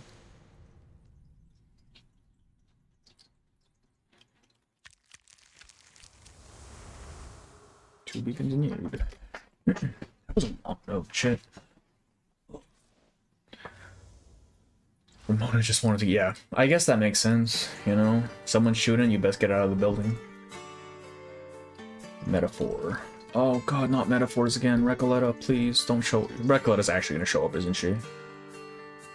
Color sacrifice, the color of symbolism, a color then. Oh, I swear to god, if she shows her face right now, I'm gonna crash out, bro. I don't need her little, I don't need this shit.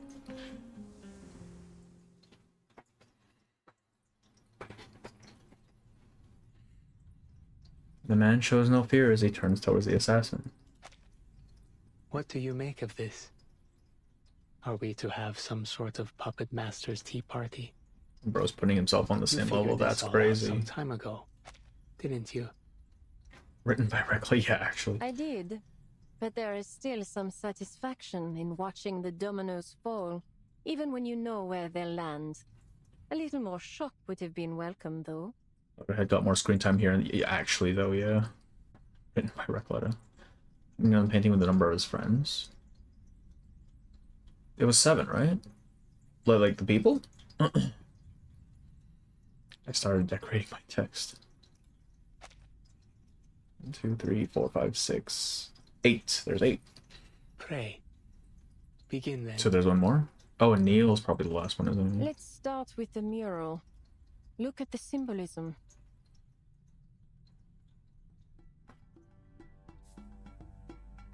How shocking how popular it was, and seeing it on one hand makes sense, but from that, I know it's not that high on chapter 9. Represent death and rebirth. Fallen warriors entered the realm of the sun god.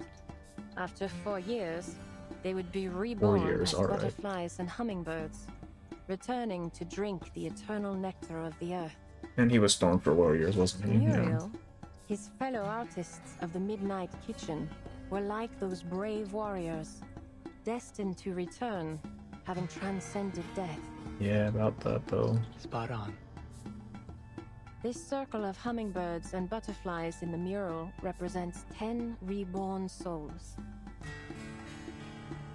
But if you look closely, there are only 9 figures in the mural. 2, 3, 4, 5, 6, 7, 8, 9. Oh, I've missed one. Muriel and Ramona. So, where's the 10th?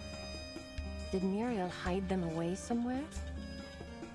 That's exactly what he did. It's quite clever, really. Was there? Merging I a don't metaphor, remember. or a pun, if you will, into the mural. Everyone, Hold on. Your body fully decays. Is that really true? Oh shit.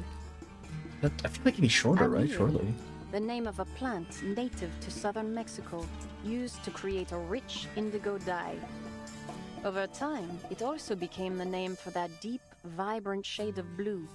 Oh, Neil's Manus, For isn't he? centuries before the arrival of the Europeans, indigenous peoples used it to dye the cloaks of their leaders. Like Turanian red, this deep indigo blue symbolized power in their culture.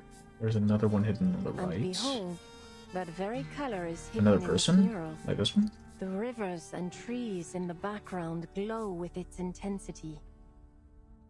Muriel used that blue anil to paint those sections, blending your presence into the mural in the most Like how it's an conspicuous yet subtle way. Muriel wasn't the only member of the Midnight Kitchen to cross the storm. That's why the was journey to he? the underworld takes 4 years. That's so interesting. There was another artist of the And Midnight they live in a Kitchen jungle, who though. went You would to surely Europe with him. think it would take less than 4 years for a body to fully decay, right? Like, I mean, you got scavengers and shit as well. Like, what the heck? That artist was you, Anil. And like Muriel, I survived the storms. What does it matter? One on the right, Nigel, yeah. Oh, it matters in those Oh, victims. shit. Your hand-picked vessels were all arcanists who bore some resemblance to the friends you lost in the storm. You lured them to the Turquoise Serpent Club and presented each with a meticulously crafted gift, a painting that would become their death warrant. True, Muriel was a genius in Arcanum. He single-handedly devised a resurrection ritual based on Josue's research and ancient legends. But with every painting he completed, he lost fragments of his memory.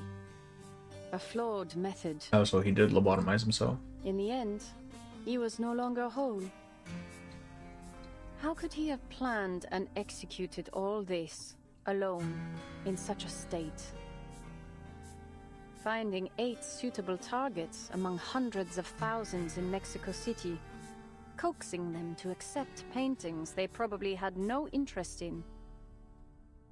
Each step required meticulous observation and careful planning. It was all you pulling the strings, Anil. A pigment dealer kidnapped by gangsters? Just a cover. The most brilliant part is that you orchestrated this entire series of murders just to bring Ramona to center stage. He laughed softly, but without a trace of warmth. You watched her, studied her nature, leveraged her hatred of injustice and her love for this city. You lured her to this mural, intending to offer her as the final sacrifice to fulfill your ultimate wish. But I still have one question. Please, ask it. I'll not hold my tongue. You completed every step, executed every detail according to your plan. You could have succeeded. So why didn't you stop Mr. me? Blood did nothing and just let Muriel do what he wanted to do. Oh, I don't even remember that. His response is muted. There's almost a hint of surprise, but it rests beneath his calm composure. A simp and a That's all stalker, you what want I to do. ask. I see. I like how Anil's like, Your I have to bring back my deductions are friends, but perfect, fuck of Muriel. course, He can go Señorita Butterfly. die, I guess. I am merely Damn, an bro. amateur by comparison. In the past 40 years, Muriel and I have survived 6 storms. Muriel. As more storms fell, returning to Mexico City to find suitable candidates grew increasingly difficult. To put our What is full his focus goal? into our resurrection research, Did he actually want to bring back his we friends? left Manus Vindicte. So I feel like that's not his Not goal. that they had any use for 2 unmanageable pawns anyway. Time and again, our work was interrupted by the storm, and the ritual's results were never promising to begin with. Rand's brilliant enough at some point his options were limited from that point I onwards, yeah. observed each candidate carefully, searching for some trace of our lost friends' souls. But the closer I looked, the clearer it became. They weren't the same. Ramona, for instance, was in many ways the perfect candidate. And yet, she wasn't Teresita. That's such a She cool could never shot. be Teresita. The mentor Just all the we all background and admired. stuff, like those colors are so nice. The friend who brought warmth and light into our often bleak lives. She was gone. And nothing we did could bring her back. Like you got these yellows and these blue. Like these should really be contrasting the hell out of each other. This is such a nice gradient. Yep. Ramona's story, however, isn't over. Her future, her dreams, her fierce love for this city. I realized I couldn't bring myself to destroy that.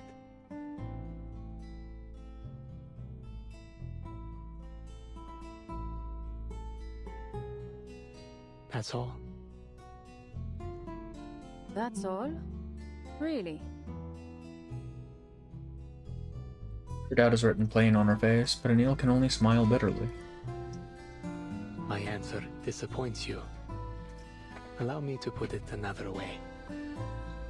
The storms have carried me across time, even into the future.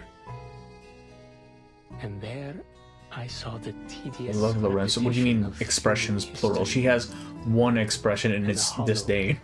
meaninless I see that little shadow cycle by her of eye. She's cringing at you, bro. In the end, art cannot change the world.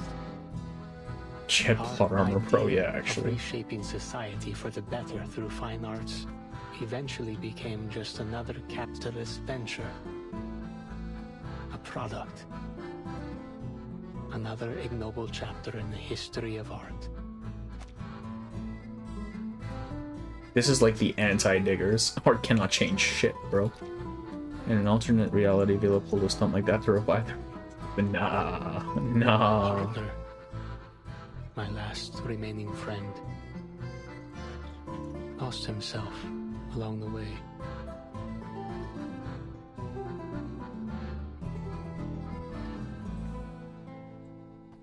Oh, it's on auto. I've walked this torturous path alone for a long, long time. I'm tired. He's starting to sound like Big H Man. I think this is reverse writers complaining. Like, actually, though, it's literally like an artist's worst nightmare, isn't it? Disappointment. I would have hoped people like us never get tired. You see that little shadow by her eye? People like us. She's fucking cringing. I'm honored to be considered among the likes of you. But enough about me, Señorita Butterfly. Who the fuck is Big Would H? you care to talk about yourself a bit? Ujiro Hanma. I have never watched Baku. Me. Like, see that? See that shadow right there? Yeah, that's a cringe, bro. Absolute disdain. The playful light leaves her eyes. The man notices but continues anyway. On our way to the auction, just before we teleported via that sunstone. I realized you couldn't distinguish certain colors, even ones that appear quite different to most. She's like, this guy stinks, brother. Fuck, he is so fucking stupid. Man, I have seen clips, and I've only seen clips. What the hell was that about? Earlier. It must have taken you considerable effort to discern that the most critical clue... Oh, I had heard she was colorblind. I forgot about that, shit. You've uncovered a minor flaw of mine. Do you intend to threaten me with it? If I'm honest, I'm not entirely sure. What if my name were a color you couldn't recognize? How very fortunate you were that I was named Anil. It may be a minor flaw, as you say. Something easily concealed, but someone as meticulous as you would never allow anyone to know of it, be they friend or enemy. But she managed to figure out the colors on the mural, though. I could kill you to keep this quiet. Did you consider that? You won't. No, you. The threat of death washes over him without effect. Yeah, bro literally just said he's tired of living. I don't know what that was supposed to, like, do, really. You crave total Caught control. lacking because she's colorblind. You need to perfectly discern your target's mind. Predict their every move before you pull the trigger. Like she has got an ego on her, bro. You enjoy playing God, holding all the cards, so that life and death It's okay, fine. I guess Lawrence is colorblind.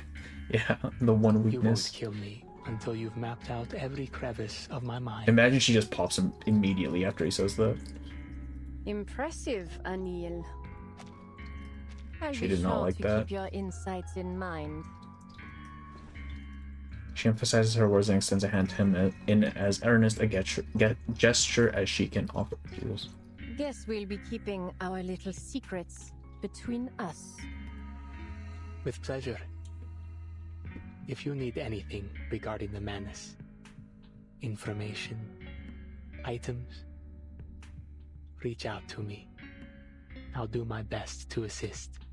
And please, take this. Okay, the last couple people he's given gifts to have died. Maybe that's not such a smart choice. Use it sparingly. Cocaine? Holy shit. Is that the good stuff? It's no easy task to craft this pigment now. Oh, it's a silver pigment. Your contribution to science is appreciated. The world's hardest game of solitaire. Why are you getting in my way? I can see why people don't like Lorenz. It's not that she's morally great. It's the fact that she's a fucking bastard, bro. And not a bastard in the sense that she's just a bad person. A bastard in the sense that she is the most egotistic piece of shit that you could possibly meet. Like that whole thing about wanting absolute control. My god. I have known people like that. They are frustrating to deal with. Holy shit. I get it. I understand why people were like, I don't like her. That's exactly why I do like her, yeah. Can 3D printer go burr? Oh, can she print the fucking drugs? That'd be crazy. I think it's on purpose. No, I'm not saying it's a bad thing or that it's not even. I'm saying I understand. I get the idea now. Faithful keeper of all your secrets, the hand of fate closest to living.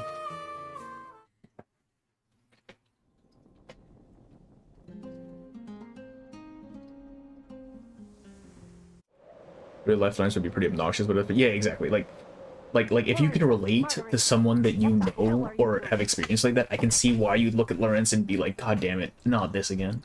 The commander's fear, your shouting snaps Marguerite back to reality. Oops, there goes gravity. She's back. And we're here. The backstory for Lawrence, I feel like, is a bit out of place for the story. Like it kind of feels like this might be better off in her side story or something. You again, Larissa. Larissa. She is French, of course she is obnoxious. Yeah. After another with you. I didn't. That's right. What was Larissa's deal about? She's with the Manus, isn't she? How many times do I have to tell you? You're a hush trooper. This is no place for a softie. Bro, just fire her at this point. Who do you think you are, huh? A hero fighting against authority? A savior to these people? Oh, is this like immediately picking up off Even of if you the save last their one? lives here, they'll probably end up dead where they're going. Should be an All you've done is I delay don't know. the I'm assuming you're mission. saying anecdote or You want something. to be kicked out of Xeno and left to the storm? Is that what you want? To get the whole squad killed to feed your ego? You know, that a lot of Restore protocol bullshit happened due to deliberate Lorenz Institute. Yes. I mean, wasn't Ludwig like a big issue that we had to deal with for that? I remember that much. You knew all along. Bread. They aren't really deserters. Oh, is this why she defects? Does she even actually defect? Or is she a spy? Does she just speak the words? What we've been doing all this time. Sending innocent Arcanists to their deaths one after another. So what? See, I would have just collected the paycheck. I'm gonna be honest, man. This is way above my pay grade. Even more will die if we can't figure out how to stop the storm. Ugh! I'm wasting my time talking to the both of you. Marguerite didn't do shit, man. Once What the this hell? mission is over, I'm filing a request to have you removed from my squad. Ludwig isn't Lorenz. I think he just As knows for his butterfly. where That you is end true. up, Yeah. Or whether Xeno will even He's just seek very you. closely aligned. Not even aligned, just has very close connections. You can't do this. Why not? Without Xeno's shelter, there's nothing you can do against the storm.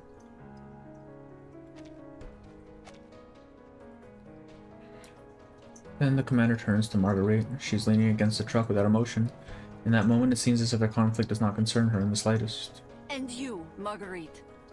She's just fixing the truck, bro. Think staying silent will get you off the hook. I know you are the one who unlocked the door for her. Jeez. Look, you hate her in a bad way, not an entertaining way. You know what? I do respect her as a character for... But I do respect her as a character for adding something to the story, yeah. Smellier entered the simulation and caused chaos there. Is that what it was? I thought it was just him, like, he just completely crashed out for a little bit. PSP's low. Yeah, I mean, I barely played through it, so I honestly can't speak to that. She lunges for Margaret's collar in the same way, but the young woman twists out of the way and catches her commander's wrist. You're wrong. You're wrong. What? Alright, bro. Let go of me. What do you think you're doing? And put her in the truck. Shit. Another fight after the boss? What the hell? Wait, this is lingering glow, right? So I can actually switch these out.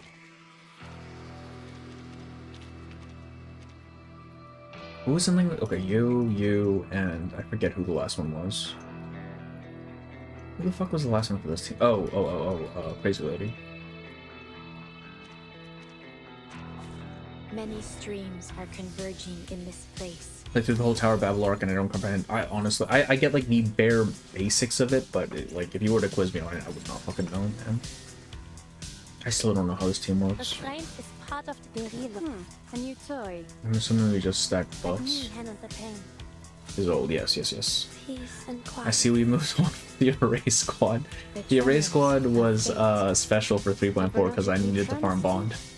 Please. I don't have any new characters yet, so I don't need to farm Bond for this one. I love 2.7 Battle OST. Oh, is this 2.7? Shit. Just give me a shout. I'm here to help. Can't we kicked her ass? The commander falls to the ground with a sharp cry. What is going on, Marguerite? Have you lost your mind? How did she become a soldier, bro? Every single word out of her mouth is, I'm so weak. Fucking You'll hell. face a military tribunal for attacking our commander. Especially at a time like this. I knew it because of Lawrence's card printing ability. Wait. Oh, you mean for the last character? Hush Squad's #1 rule. No communication with mission targets. That's what she said. She's the target? I just wanted to tell her she was wrong. Wait, what? If you really want to play with life and death, you need to get inside the target's head. Know how they think and move. That's how you assert control. Anyway, I find it interesting that they have a young version of her in her story that used a model when she was 24, when she was 13.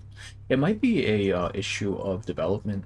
Like, that story might have come before, or they might have written that part before this, before the assets existed, and they just never switched them out. That's my guess, at least. Stack burn glow, then barrel goes wild if you use before he's what you use. Oh, shit. Is that how it works? Okay. That's the best part. Oh, it's not. This is no time for jokes, Marguerite. Let me show you. Our dear commander here always keeps a bullet tucked in her sleeve. Ever since the war in 1999, she's carried it around as a little lucky charm. Marguerite pulls a bullet from her sleeve, revealing it purposefully to the frightened commander at her feet. As expected. Like, she is a show-off, You know the bro. commander's secret. What does it matter? She isn't your target, is she? Well, about that, though. You're right. She's not my Oh, target. no? Damn, that's crazy. Oh, it's Larissa, isn't it? Then why did you... It's fucking Larissa. She loads the round into a pistol and pulls back the slide. And she turns to place the gun in Larissa's hand. The terrified girl is forced to level the weapon at their commander's head. She's yours, Larissa. The fuck? What is happening, man? To use LG properly, you gotta do Moxie math. Barrel gets +1 Moxie each turn, then Lorenz gives +1 Moxie to everyone who does an ult each turn, +1 to herself.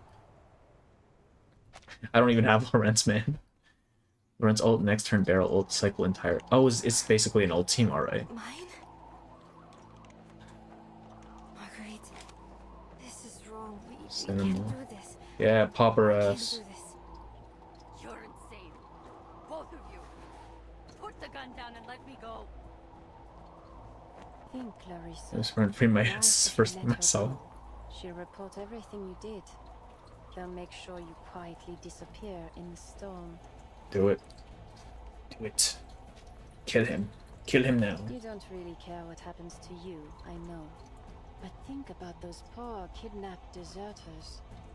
They're just innocent arcanists. Some of them children. They'll be sent to that lab. Hey, yo. Subjected to torture. Yes, like you can't gatekeeper even girl imagine. boss. Unless you do something now. She's taller than I expected. Why is she so tall? This all alone. It's time you faced it. Like the model made me think that they were the same size or height rather. Larissa's small, man. I have to face it. Nope. There's that butterfly. Larissa, don't! Do it. Pop her.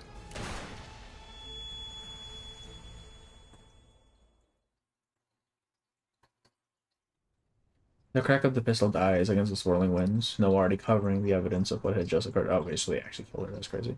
Scattered footprints with and a body oozing life into the cold permafrost. Marguerite looks into her commander's fading eyes as they take on a deathly gloss. The snow is already settling on her frozen skin, burying the last moment of terror still written on her face. Even without math, she is very good. Yeah. I like that look on your face. Shady woman It suits Marsha. you. Marsha increases their overall goodness. God bless her. She's Very just good carrying jobs. that shit.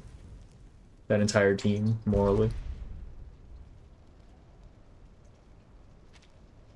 Our campfire burns away every trace of what transpired there. Even the transport truck mark was in it. From the truck, too. She looks out over the snowy expanse. She can still just about spot the many footprints leading away from the scene. Whether Larissa and her liberated deserters will survive their trek is a mystery even she hasn't calculated to its end. Time to run, dear. One shot in 3.x, yeah, actually. Follow that dark mix of kindness and viciousness in your heart, straight into the quagmire. She was inhuman, but you can I block look that forward with arcane to seeing skills. you fully Oh, submerged because in it in the future. I mean, yeah, and I mean, I don't know if that's like a Well, universal skill or I not. Is suppose it? that wraps Promising up display my of hierarchy, I days in guess, shows Xeno, that one glance who's in control. boring That is as they true. were, besides the death. Where to next? Maybe back to Cambridge? Wait.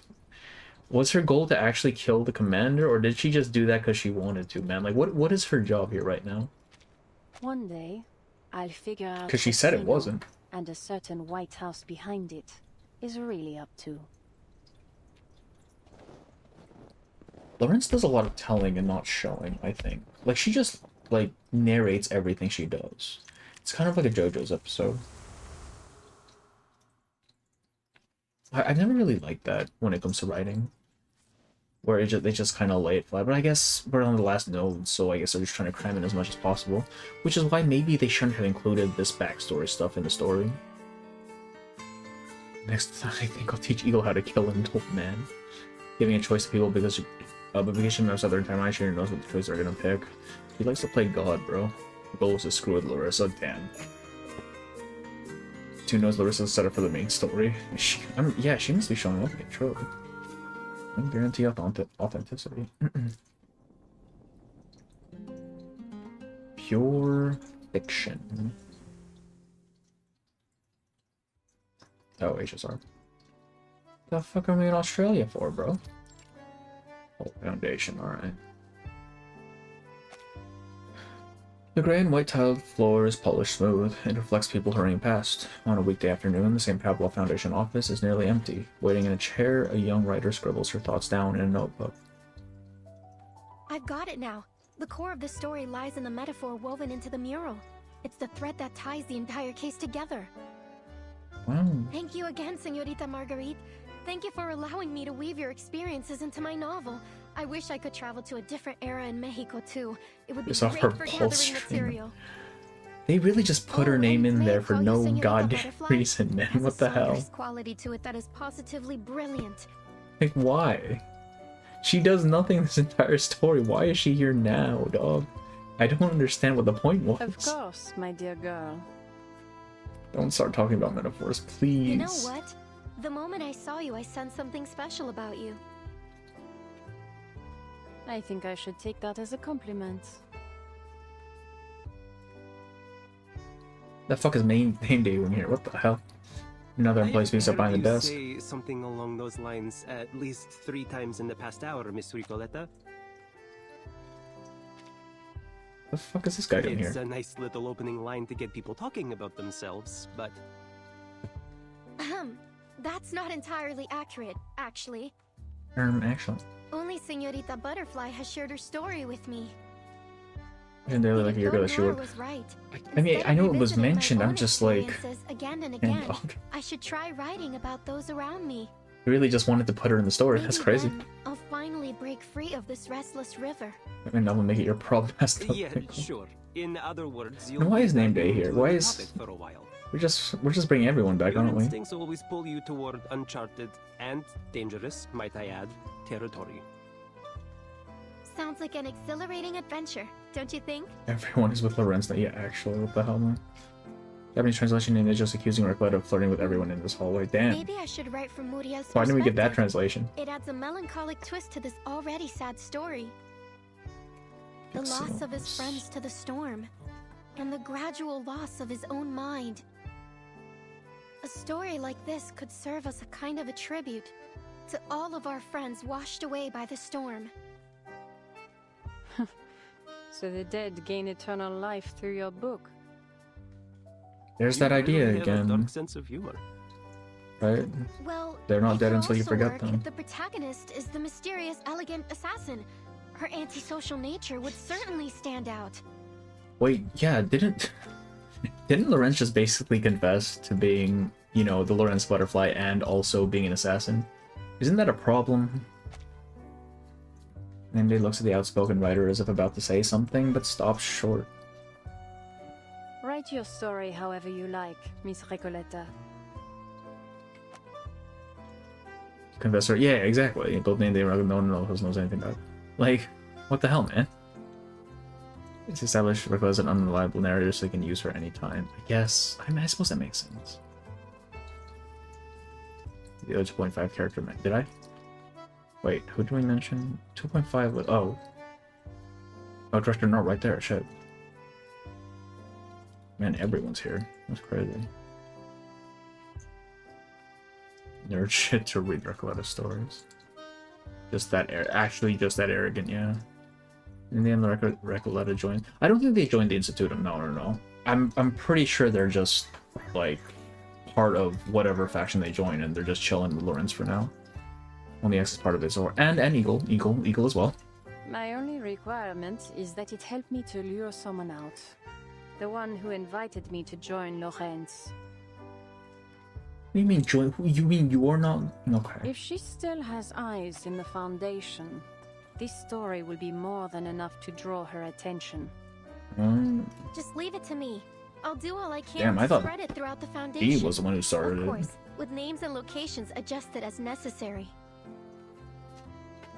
Why are those two butterflies confidants? I think she's just using them for her own, to her own ends. So that's what I was thinking. I thought she was the founder.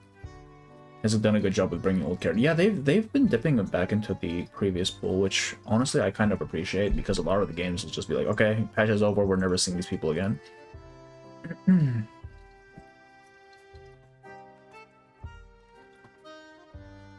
The butterfly. I don't think I knew what fashion this. Oh, it was here. I forgot. But at its heart, it must remain a story about cultural and class conflict. I'd better build an intricate narrative structure to carry all that dramatic weight. She's doing it. She's starting to fucking do it, bro. And maybe Don't begin. I swear to God. Hey, are you seriously criticizing a novel for being fictional? Swear to God. Coletta returns to her notebook only for a colleague to pipe up once again, and as if to make things work, he's come bearing forms. Work. Real actual work slams her back into reality. Here, Ricoletta.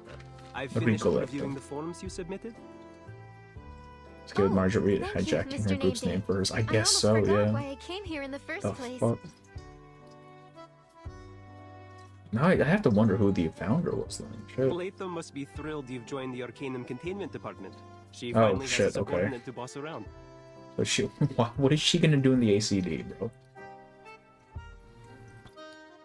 Don't show up in 2.x finale. I wouldn't expect them to show up in the 2.x finale, honestly.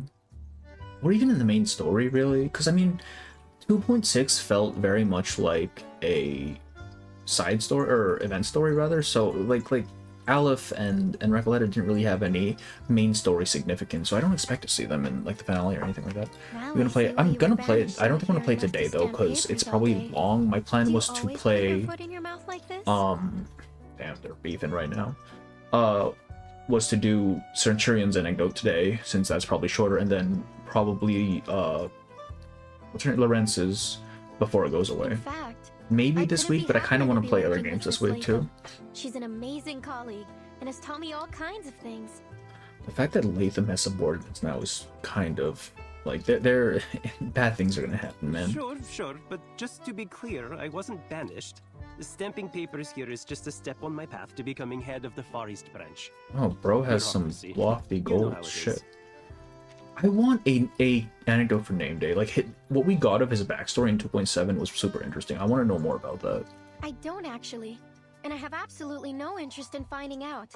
Ever since Miss Latham went on medical leave, I've hardly seen my Do you desk mean beneath medical all the leave? She's paperwork. awakened. She's a robot, dog. Reminds me of the ones he didn't do to has been complaining about October Revolution not happening in Chapter 12, despite the fact that writers mention Archon has power to change history. Now, God bless. Some people are just very, you know, very dedicated to their special thing, right? Seems you're getting a crash course. Last evenings on Earth wasn't made exactly. Like, what the fuck, bro? Without bringing in everyone else, I'm exactly, yeah. You put in all these stories, and it's like, shit, bro. Please. Wait. There's too much. Medical leave. Is Miss Latham all right? That's only two purposes are not her yam. Her department into second Kamala prison, also named Dave, and her arrival goal. Yeah, apparently. Like they're beefing already. Shit. Kind of stuff broken down. That's okay. Yeah, fair She's enough. in the rehab center getting some of her parts Right, replaced. partially. That makes sense. If you ask me, it was Burton who gave her the false confidence to do field missions. You know, whose was it? In I believe it was Sotheby's anecdote. Burton mentions that Cristallo has been going out on field missions, which I just find really fucking funny. Like, what do you mean you're sending her out to go fight shit? Now I have to fight alone against this colossal, cumbersome institution and its endless piles of paperwork. Words were never meant to be wasted on this sort of thing. I swear to God, she's just female diggers, bro. If Burton ever plans a round 2 Burton getting against the blamed, Foundation, damn. call me immediately. I'm The a bit of scapegoat. an expert in rebellion. Damn. Are we foreshadowing another breakaway incident? That's crazy. Yeah, I'll keep an ear out for you. But I'll need a copy of your latest book in return, just like last time. Nathan did alright, just took some time to jive with everyone, yeah. I'd I mean, be they did delighted eventually start You are my number one getting along, reader, right? after all.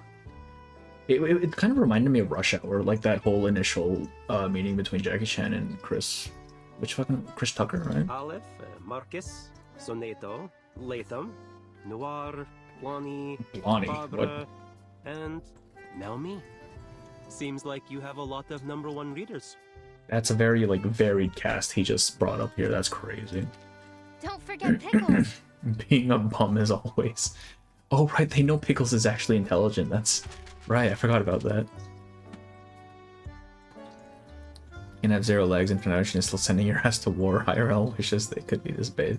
Yeah, like if you can move, you're going to fight. She hurriedly shoves the stamped papers into her notebook. Kind of very popular in CN, yeah. And in suitcase book club. Yeah, basically, right? That's basically what she said, isn't it? It doesn't look like you have any forms to stamp, and you're clearly not just here to chat with us, so... Yeah, okay, so they're definitely not Lorenz. Are you waiting for someone? No, it's part of her master plan, bro. Butterfly doesn't get a chance to respond. The office door swings open. Two Laplace researchers enter, arguing in quick rallies like it was a sport for them. Anecdote about this. That'd be kind of fun. God damn it, it's... no. She even found time to write a full-fledged paper after all that. How is this possible? Callbacks, yeah, actually. Enigma holds up a letter. His body bristles with an anger to match his complete frustration. Calm down. Lorenz Butterfly has already sent us the lab reports. Every time we see Enigma, that man is crashing the fuck out, bro. Like, give him a chill pill. Holy shit. Strictly speaking, Institutum Lorenz is also part of Laplace, which means we've achieved this major scientific breakthrough together. And Ulrich is here being the reasonable one, as always. Don't you together me? When was Institutum Lorenz ever formally recognized? Bruce Hugo is now the Foundation in the Sandbox. They send letters and can say no. Yeah, so I guess Cristallo just wanted to go fight some dudes.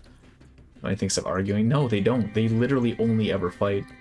He might be German, but we like that crash out queen. Yeah, actually. Besides, this man is... experimental data and Bro, materials. he is going to have a fucking coronary incident at some point. I don't know how it hasn't happened already. But the staff committee is quite satisfied with this operation's outcome. Considering Mr. Lawrence valid Ludwig crash out. himself said it's the results that matter.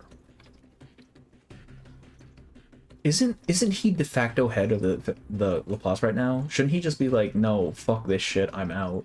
Well, he didn't refuse my investigation permit Saying either. the audience watching while this condo is happening.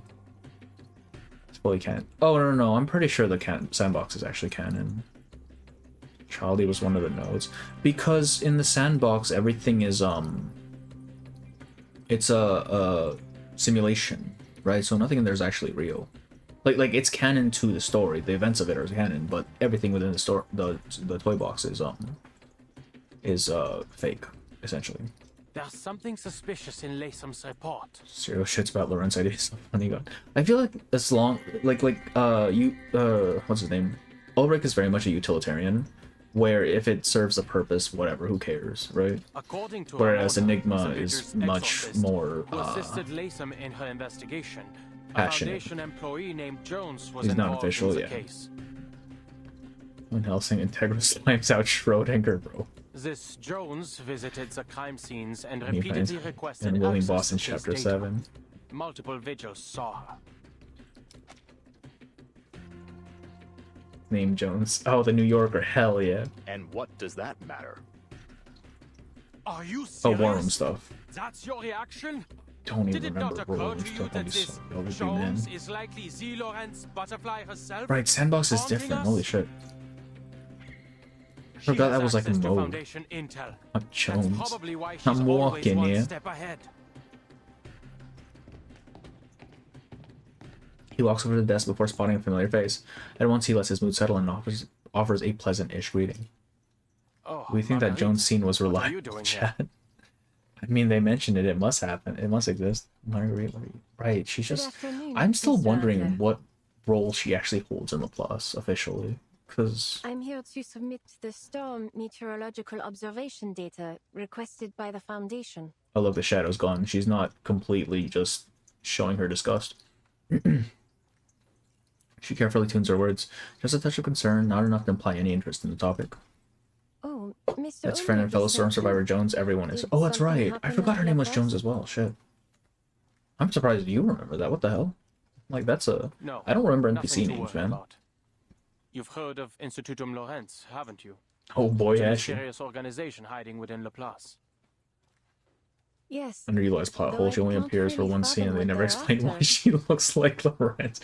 Bro, that's so true, actually.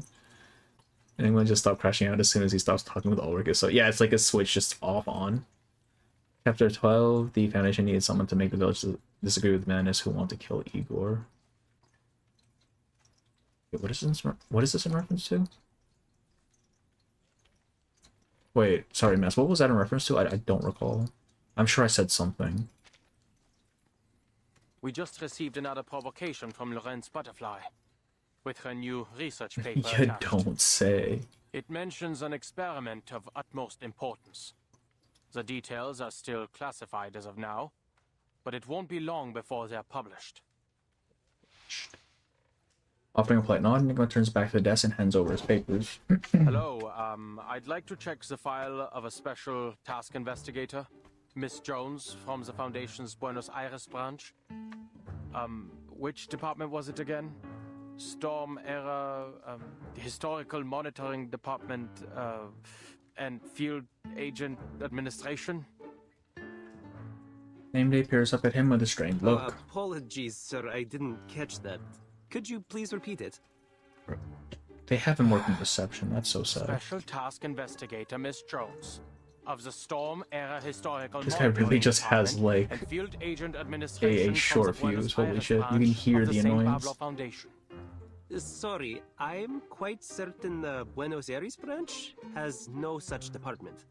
There are 63 Foundation employees with the surname Jones. 4 of them are assigned to the Buenos Aires branch. I told you it was a fake identity. Don't instigate, what are you doing? I really shouldn't have brought you along. Fucking hell, man. Come now, Adler. Look at the bright side. Haven't you read Lorenz Butterfly's That paper? Adler was so demeaning, holy shit. Like talking to a child. The data and concluded that the experiment itself consumed very little of the pigment that was recovered, meaning Lorenz Butterfly must still have a considerable amount of it left. We have to get hold of it for Laplace's sake. Maybe we should conduct a grid search of headquarters. Only if your goal is to make Laplace even more chaotic, Substitute Director. Please don't worry yourself. We have more materials research experts than anywhere in the world. Miss Hisabeth is I'm so already funny, working crash it on over back in replicating the bureaucracy. pigment. We'll Last have time, our own to our supply dipshits. before long. Bringing Charlie to make a play about not trusting tyrants and ascend. Oh. I see. Ulrich is so... He's actually just needling this I guy. had better get back there That's and so see if funny. there is anything I can help with. Come on, Adler. You're a physicist. I feel like every time he says his name, it's just an insult. The two researchers exit together, immediately returning to their argument as if all the events preceding were just a brief ceasefire. My god. See you later, Mr. Adler.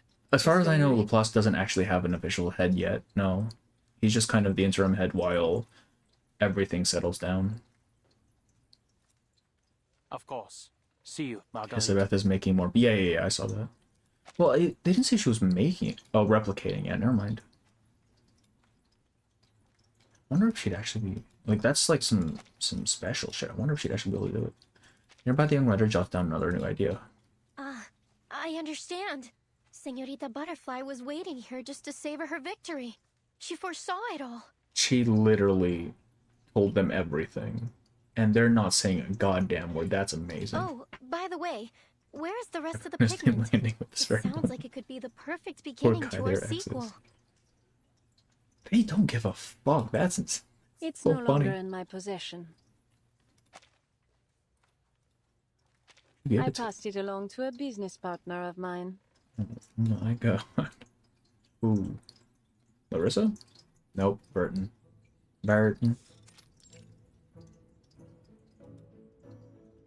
Heads up, Oh. mis hijos. Let's get this done.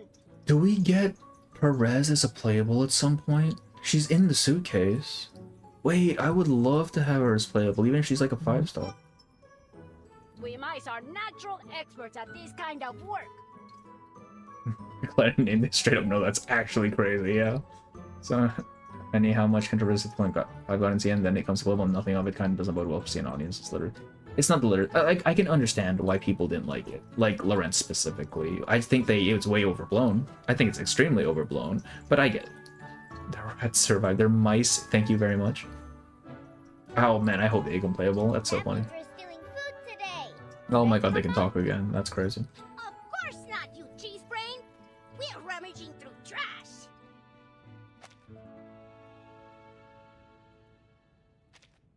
That's so funny.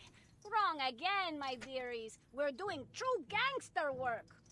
I see, Mama. That's definitely something mice are good at. But we're even better at rummaging through trash. Who keeps talking? Is it the same one? It is. What is he? Mama, yesterday a human boy. We tell him about the Atlas. I already saw it. The painting one. Could I do that when I grow up? That's blacked out right now. We'll talk about it when you're old enough to hold your own, all right? But all this controversy, the fact that Lawrence did best revenue number since it's old is kind of crazy. Because she did. I didn't even know she did that well. Holy shit. Now listen carefully, mis hijos. Lucky Verdon hasn't adopted an Arcanist cat yet. They got a dog. That We cold-hearted need Perez's. bipedal witch forced me to sign over 1,000 agreements. Bro. Until we're strong enough to overthrow her, we have no choice but to do her bidding. You know, the fact that Lorenz kept these guys around, that's kind of like, why? She could have just gotten rid of them. To tie up all the loose ends at the Turquoise Serpent Club. It took me days to scrub all the clues leading back to her. Oh, okay, I see. All that's left is to silence a certain individual. So, I contacted that exorcist girl, and somehow she ended up persuading me to help this peculiar painting find a home. Yes, Mama. We worked our tails off, cleaning up the inside of that painting lady. You know, that could be construed in a very odd way. The lead mouse knocks on a door within the suitcase. Hi, Burton. Hola, Miss Two-Legged Señorita. You must be the famous timekeeper. I hear your suitcase holds many empty frames. Perhaps they are waiting for a painting. I wonder why they to didn't make overflow. Lady by the Lake table in this patch. Might you be interested in taking Like, that cleaning clearly that this was the intent, right? I just wonder why they had to delay it. Miss Fusion CN, people are pointing out that Opie is the person who made a big deal about it. Too good to miss. Did better numbers on Nautica and Lucy, so 3.x. Oh shit, really? A barrel, I guess, is limited, makes sense. She's about these mice, but she's not with Burton. Well, okay, no, not Hisabeth. Her snakes eat mice. Because Lorenz said 8 of them, right? Not 9. Painting skill, she gets bonuses specific. I haven't looked at anything kit-wise. Probably people on mice. Care for this patch makes it really seem like she was supposed to be playable. Yeah. Several mice work hard to lug over a clean painting and place it at her feet. Bonsoir, timekeeper. Oh, that's really clean. That's crazy. This may sound a little She's brash, already but crying. My god. Might I stay inside your suitcase? Broom would recognize her, wouldn't she? Yeah, that's so weird. You'd think they would have had her playable now. Shit. Alright, we're gonna do we're gonna I need to use the restroom really bad. I've needed to use it since the start of the note. Give me a minute here. And then we'll get with it. Oi.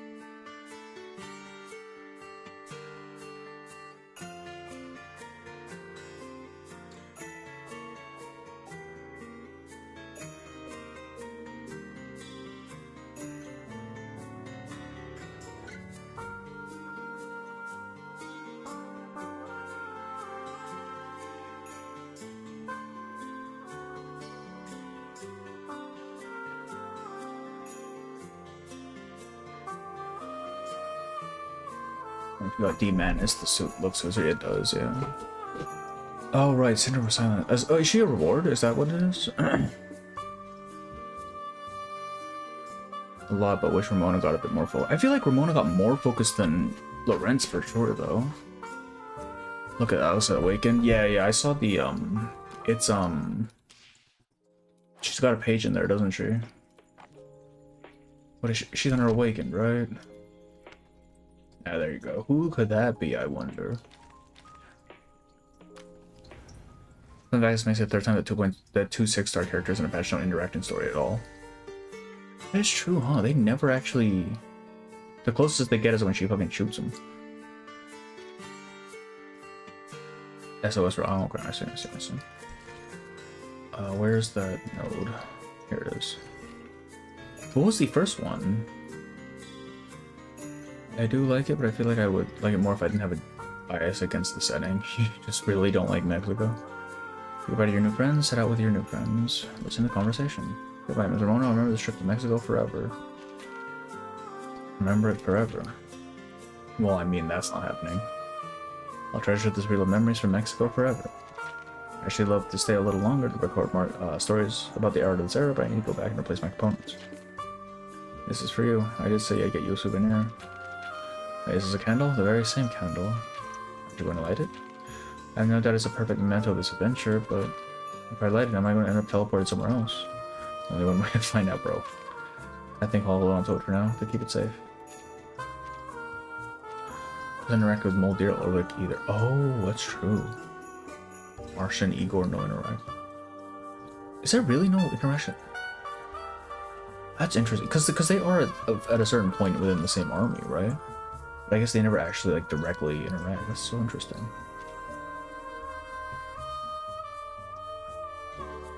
Okay. Oh, Christ. I still think including Lorenz's backstory into this was a kind of mistake. It kind of broke up the flow a little bit. I wasn't a fan of that. But otherwise, I really enjoyed the story. And backstory wouldn't have worked because voice acting is what helps it a lot. Also, we usually don't get cutscenes in backstory. Oh, hey, someone mentioned that already. Oh, yeah. Generally shocked with how Marsha Igor literally had. So yeah, that's what I'm saying. Like they were very much in the same sort of thing. 3.x is a lot better than because I think 2.x only really had two patches that I really enjoyed, which was fucking 2.5. 2.6 was alright, but I feel like it split up a little too much. And 2.8 was fine too, but I think 2.5 was really the only real standout. Alright, Centurion's anecdote. Why is there a revolver in the corner, man? I looked. Oh, right, yeah, no, hang on. 2.7 was good too. Sorry, instead of history, so it works better. Okay. This is Centurion's lucky coin. If the coin lands on tails, one bullet is loaded into the revolver. If it lands on heads, one bullet is removed. What?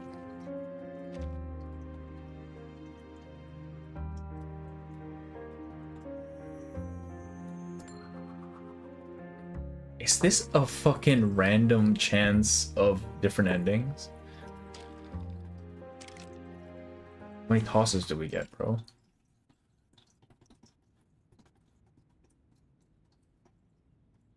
X was also a serialized character of the week story, unlike 1.x one. Yeah, 2.x felt a lot more like a sort of an anthology piece, where you just kind of got more of the world. In exchange, it wasn't quite as cohesive. Dramatic and not easy to please. It's not about literacy. Honestly, that's true. Jessica Flash. Is it actually RNG? God fucking damn it. There's chapter 10 controversy. But they were... No, man. They responded for 3.7. And that pissed me off really bad. Holy shit. Inside a dim room in front of the TV. Is this actually random? I'm gonna crash out of it's random. The signal is always poor on the west side. The rusted twisting copper wires add a layer of buzzing static over the flickering, unclear face of a man. No one can enjoy TV like this. You know, I've never actually finished the Jessica quest because I could not be bothered to sit through that shit and RNG my way through it. TVs and working on Street Nintendo. Okay.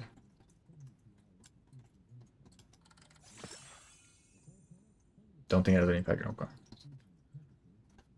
Had no other choice, to be fair.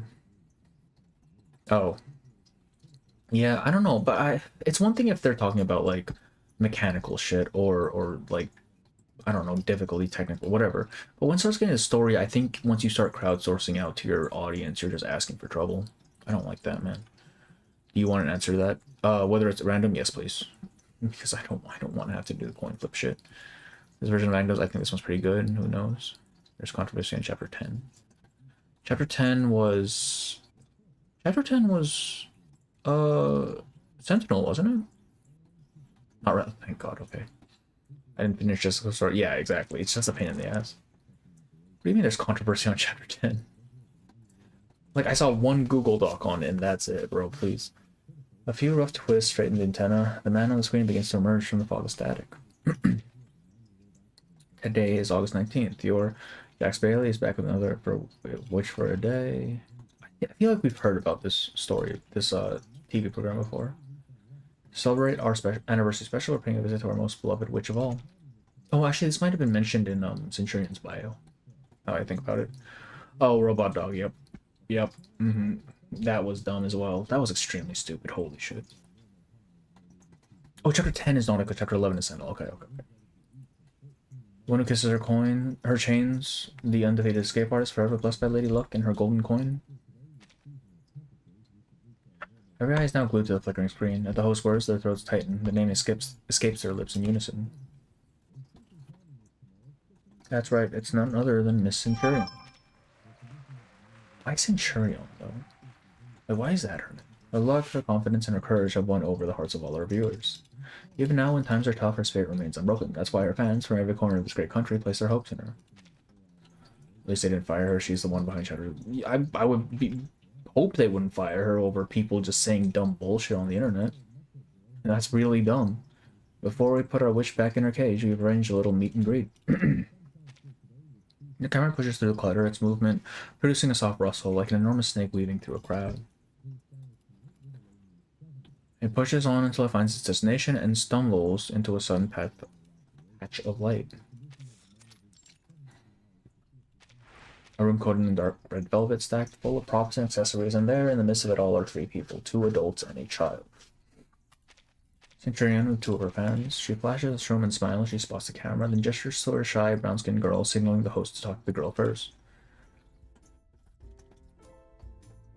Looks like one eager young fan has already found her star. She's a bit shaky on her feet, but very sweet. Vanished from appearing on live streams, damn. She criticized chapter 1 and 2 and some other. I criticized chapter 1 and 2. Chapter 1 and 2, if you skip all of the emotional, like, heart-pulling, is not very well written. That's just how it is. That's every fucking gacha ever, please. Don't worry, kiddo. No need to be so nervous. Would you tell us your name? I love your dress. It's darling, isn't it? Is it no? Every time I see kiddo, I'm reminded of Warframe, man.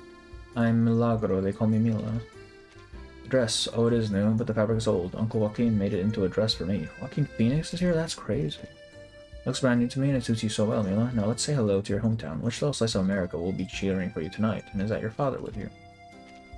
Mila glances at this man beside her, dressed all in black with a matching hat pulled low. Schneider and first narrator, it's peak. Okay, you know what? Fair enough, actually. Global Things chapters, first 2 chapters are shit, but apparently Sam loves it.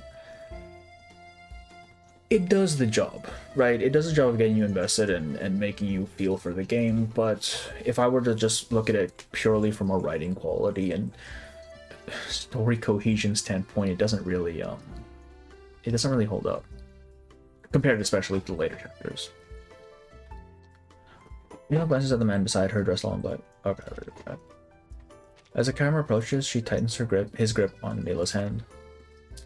Ah yes, that's my papa. We're from around here, west side actually, and we both love watching Centurion. When Witch for a Day airs, Jose, Jasmine, and I watch it in the thrift shop.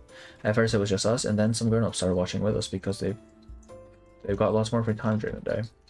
Everyone says that La Señorita Centurion is a superstar. Nothing can keep her down.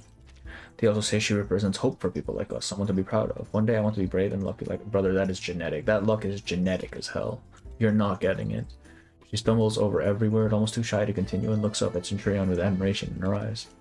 Centurion crouches down and wraps Mila in a hug. You already are. I was just telling Mila that coming all this way to see me makes her the sweetest, the brightest. What else did I say? Remind me, Mila. Starstruck, Mila's cheeks flush as she tries to stammer out words. The luckiest and the most blessed girl in the whole neighborhood, just like Centurion. Exactly, just like me. So remember, you can go anywhere and hit the jackpot. Centurion tilts her head to flash a winning smile, her open palm extending an invitation. The surprise washes slowly over the girl's face. Her hand begins to rise and hesitates as she looks back towards the silent man. Attention hangs in the air. We failed the genetics test, yeah, actually. What are you waiting for, little girl? That show's about to start. One lucky high five from her may just double your fortunes. I don't go on Twitter anymore, but I love going on Twitter for this shit, man, because it's always just people crashing out over the dumbest bullshit. I just love that so much. She looks down, her eyes lock on the shiny coin dangling over Centurion's chest. Could I touch it, please? Everyone says your luck comes up from that coin. You don't have much money. I thought if I touched it, maybe some luck would rub off on us. Oh shit, right choices. Good luck is brought by this coin. It's only natural wonder if a mere coin could truly change the fortunes of a girl or in a family. But in this moment, only one thing matters, to remove any trace of doubt in that little girl's eyes. Hearing of her words, Centurion pulls back her hand, then without hesitation she holds out the coin to the girl. Of course you can, that's what it's here for, right? What you choose will echo in what follows. Sorry I didn't offer sooner. Go on, touch it, give it a nibble if you want, don't be shy. Thank you. Mila takes the coin, the image of a Roman officer on his face. She traces the rays and sunken lines reverently. The man beside her stares, stealing the coin. He begins to tremble. Are they stealing the coin? He reaches out his hand as if to take the luck for himself. Mila looks at his outstretched hand, hesitates, and places the coin in his palm. He studies it closely before returning to Centurion. Okay, I thought he was gonna dip with it. Good luck, Centurion. Let's go, lucky lady. He speaks in a rough, low voice, the voice of a man who has seldom seen good fortune. Sonoran Desert. A sheer cliff of red sandstone erupts from the harsh deserts. Wind and sand have sculpted into this massive scarred form. The sun's intense rays beat down on the ground and the artificial lake far below, but they cannot beat down the spirit of the crowd. They're waiting for a witch. Sorry, excuse me.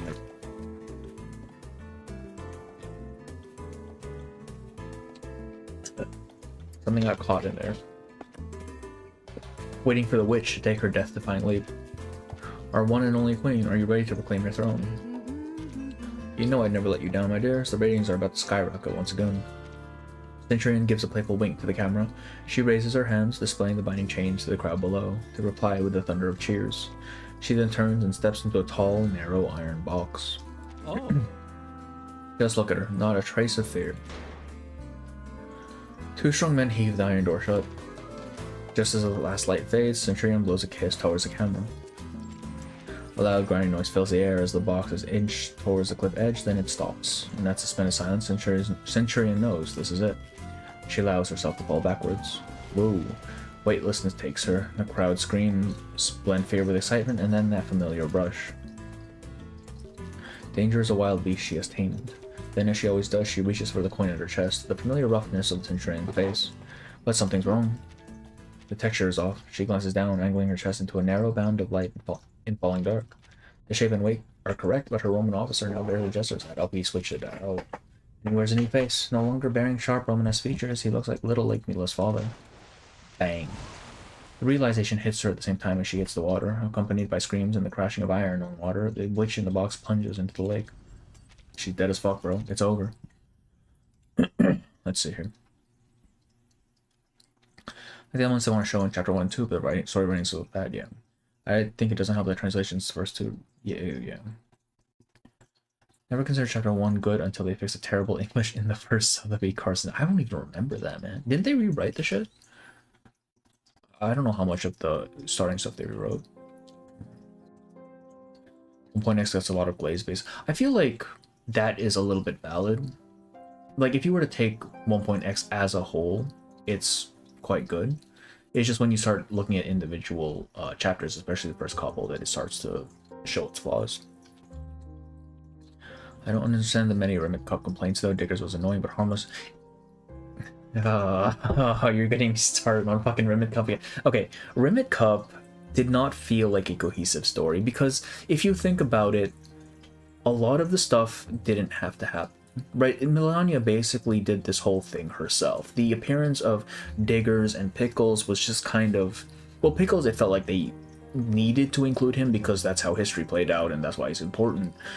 So his existence there just feels kind of forced. And as for Diggers, it honestly feels like they put him in there in order to... because they had to meet the quota of putting the event characters into the story, as opposed to him actually having, you know, a relevant position in there. Like, the fact that he has more story relevance in his random little fucking cameos in every other chapter than in his own story is really, really stupid. Like what I always say is that 1.1 feels more like an advertisement for the gacha than it feels like an actual story. My god. And I don't know, it's their first update, whatever, sure. I still didn't like it very much. Get complaints and see in every patch, yeah. Fuck. People will complain, that's just what they do, man. So this literally doesn't matter then, this is not random. Oh, Tails, brother, we're gonna fucking die. Most valid criticism is that Diggers and Pickles shouldn't have shared a character story. I mean, like, I don't even know why Diggers got a character story to begin with. Character, or 5 stars don't usually get them, do they? What the hell?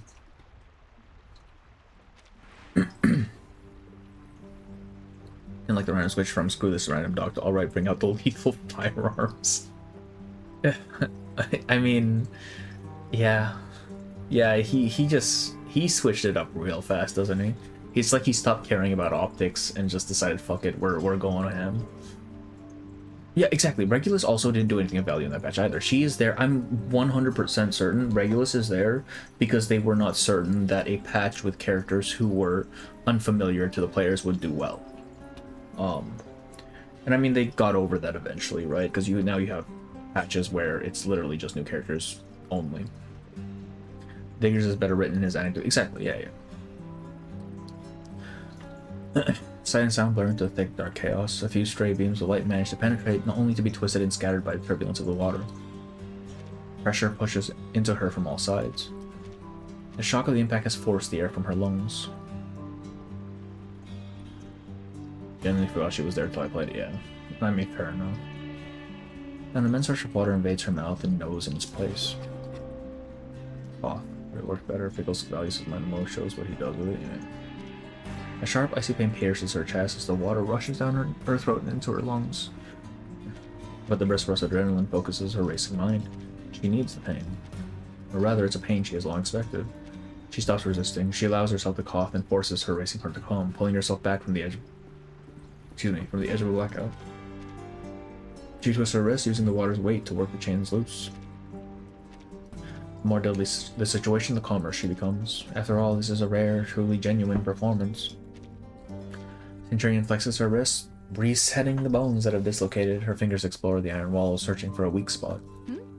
Not here, no gap wide enough around. Unless I've landed right on the lake bed, then there'd be a sharp rock nearby, probably at 2 o'clock from here. Why would you know that? On you mangy tin can, these corners are way too thick. She searches every angle of the box and finds no clear way out. Her lungs feel like they're on fire, burning up the last vestiges of oxygen in her system. Fun fact, you don't get that feeling because you're burning oxygen, you get that feeling because CO2 is building up in your system. Like, you can very easily just suffocate to death without even realizing it as long as CO2 doesn't build up. But it comes with a new exhilaration. It rushes from her spine to her limbs, forcing her to pause and fully savor the feeling. She's just a masochist, bro. Those escape artist things. In the darkness, she relaxes her body, floating within the water-filled iron box. Ray of light. Sound inside the iron box comes through heavy and muffled. A faint light seeps through the seams around the door, refracting and projecting scattered fractured patterns onto the walls. Her eyes track the light up to the side and down towards the floor. Wait, near the bottom, a sliver of light flickers. It bends where it meets a specific metal plate. A hidden door, they manage to slip a new trick into her act. Perfect. She pushes off the wall, pressing upward against the ceiling. She twists around the water and kicks down hard at the metal plate. With a dull thud, blinding light and water rush towards her.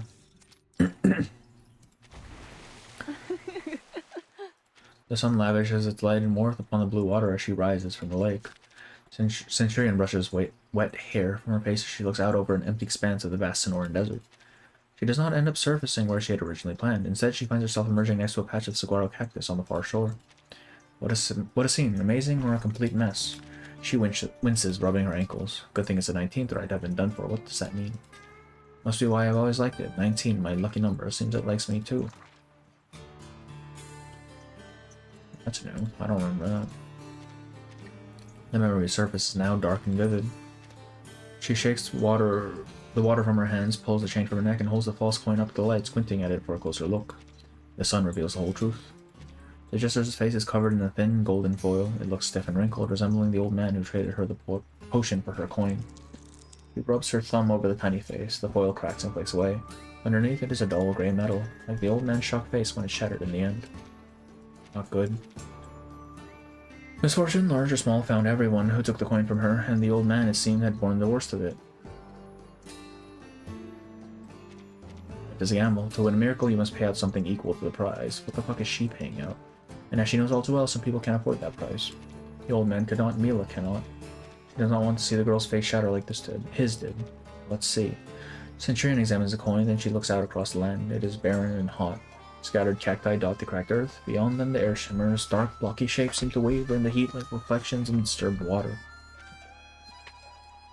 Ah, she said she lived in Westside, didn't she? I look, and the only thing the story was dumb. Like the trailer for it seems more ink than it really is. Yeah. It felt like they were going for Ocean's 11, but like no one's job actually mattered, except for Melania's. Yeah. Remember that Manus appears, tells Regulus that they want the stone, and disappears from the story. Yup. That's certainly a thing that happened. Fucking hell. 19 layers of hot sauce. Yeah, the 19th thing is new. I don't remember seeing that in her bio. Hey, head's nice. The cup is just full of holes, yeah. I mean, I kind of give it grace just because it is their first patch, but also, goddamn, man. Hey, senorita, could you spare a nickel? I need one more skip of mezcal, just one. At the alley's end, a drunk man wearing a felt hat lies on the ground. His right hand stretches out, a 5-cent coin loosely held between his fingers. He mumbles something, and the coin slips from his hand, rolling down the alley until it stops at a pair of black boots standing at the entrance. Pick up the coin. The owner of the boots picks up the coin and follows its path back towards the drunk man. And that makes 10 cents. Now I can call Jax. Bet they're all crying over me. Sorry, buddy. Next time I win big, I'll buy you 100 bottles. Centurion looks up. There is an unfinished mural above the drunk man. It shows a middle-aged woman dressed in blue jeans and a blue sweater. Her face is incomplete. She wears a crown of roses sprinkled with gold dust. Her arms are raised, leading a crowd forward. Centurion follows the direction the painted woman points to. The afternoon sun throws the shadows of trees across yellow walls where dusty cars are parked at the corner. Nearby, 3 children are kicking around a flat tire. More people arrive at the valley's end. Some glance towards Centurion curiously, others ignore her and quietly pray before the mural. Her prayers are soft and hard to catch. Centurion moves closer, trying to catch the words. May our mother bless us. Help my Alicia do well in school. You might want to pray that man of yours makes it home by midnight. Damn. No, Dagoberto. Our mother will definitely help you find a new job here, then we can stay together. I want to believe Blanca, I really do, but people bow their heads, whispering towards the portrait of the woman above them, then leave. Only the mother remains fixed in her grace, a refuge for any who look up. Mother. Something brushes against Centurion's leg. Why? Aren't you going to pray? I must ask you have to ask her. Ask Mother for luck, for miracles. She really listens. Without her, life is hard. That's what my grandma says anyway. Centurion crushes down and looks at the little boy, then at the mural. She can feel the eyes of the other petitioners on her now. Her grandma's right. She's smart. I mean, who wouldn't want a miracle to land in their lap? Life is hard enough as it is. Sometimes all people need is something to hope for, to believe in. She studies the woman in the mural. There's a strength and sturdiness to her, yet kindness too. If anyone could intercede on her behalf, their behalf, it might just be her. Echo in what follows. The boy nods slightly. You're a believer then. How about showing a little charity? Just enough for one more sick brother. Please, cut it out. I painted her, you know. It's not finished yet, but with another drink I can sober up. That's not how that fucking works. It's obvious to everyone around that he's spouting off nonsense, but that just makes the stakes higher. Turn the coin to the drunk man. Centurion flips the coin and places it, along with one of her own 5 cents, into the man's open hand. To your health, then. I look forward to seeing it finished. His eyes focus on the coins. He pinches them tight, staggers to his feet, and wobbles out of the alley. Clouds gather. The pale sun hits a wooden church steeple, casting a sharp shadow on the grey road. A few cars pass by. Women lean out of the windows, beating dusty quilts and shouting at the kids playing by the road. Centurion walks along the sidewalk, admiring the graffiti and murals alike. They depict entwined eagles and snakes, the resolute, sorrowful face of Zapata, and inspiring and historical scenes. Some are finished, others are not. The young painters pause when they see her and call out greetings. They call out to her in Kalo. She responds in kind. She knows the language. She attempts to mimic their accent, but doesn't quite pass for local, at least judging by their laughter in response. She shrugs and walks over. Hey, since we're all buddies, you know of a girl called Mila. She'd be around 7 or 8. She was wearing a beige dress last I saw her. The painters with their colorful palettes and hand exchange glances. Plenty of Milas around, and beige dresses too. We've got a couple right over there. 2 girls step forward eagerly, introducing themselves. I'm Mila and she's Mila too. Which one of us are you looking for? Centurion smiles and shakes her head. No, and no, but thanks anyway, my dears. You're welcome, but you look familiar. Knowing she won't find her Mila here, Centurion moves on, heading deeper into the neighborhood. She walks past further walls of the murals, across faded asphalt, and through the metal forest of yellow and gray. Past the pharmacy, the butcher, the fruit stand, and the laundromat. Here, people labor day in and day out, shop owners hawk their wares, and people maintain their fragile lives together, while occasionally casting curious glances outward. Centurion notices a curious little boy starting to follow her. You a fan of mine? No, you look different. You can't just say that to people. She pats his head and continues through the neighborhood, but it doesn't take long before more and more people notice her. She looks familiar. Let me put on my glasses. Isn't she a witch for her day? Could it be the Queen of Escape Centurion? First one, then 2, then a dozen, until recognition fills the eyes of every person present, and without thought each one begins to fall into step behind her like a line of duck. Hey! Here's your autograph. Oh, let me see, where are my glasses? It really is her. Oh yeah, mind the fruit, watch it. Centurion turns and waves with her trademark ease. Her attention sends a wave of excitement rippling through the crowd. Thank you everyone. I just love the West Side. Everyone here is so alive. What's not to love? The crowd gets even more worked up. Cheers bubble up like shaken cans of cola. Centurion, we love you. Oh, I know you do, my dear, but can you answer me one thing? Yeah. Alright then, you all know Witch for a Day, right? Well, I'm looking for a little fan of mine who loves it too. A girl named Mila in a beige dress. Anyone know her? Hands shoot up from the crowd. She must be my daughter. She watches Witch for a Day all the time while she's taking care of my granddaughter and doing the chores. I don't know how she thought that would work.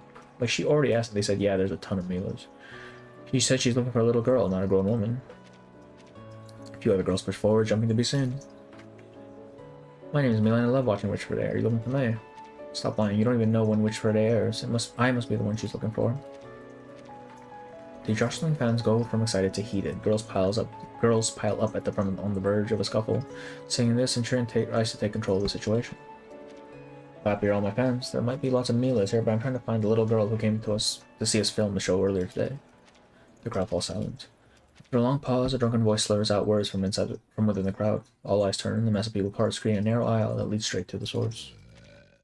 Told you my head clears up when I drink. Alright, bro. I know what you're looking for. She's my niece, Mila Felix. She came by earlier to ask Mother for a wish. She wanted to see Witch for a Day live. Even said she wanted to touch your lucky coin. I even made her that beige dress you're talking about. Brother is full of shit, man. That little dog's the only good thing it has going for it, but Bopak won't make wacky 6 like that. Yeah, they really haven't, have they? And that's the garage. Ulrich can count. I mean, yeah, but they're still humanoid at their core, aren't they? They just look fucking weird. That's how it works in Poe. That's how what works in Poe. What is that in reference to, bro? You're just guys with weird headdresses.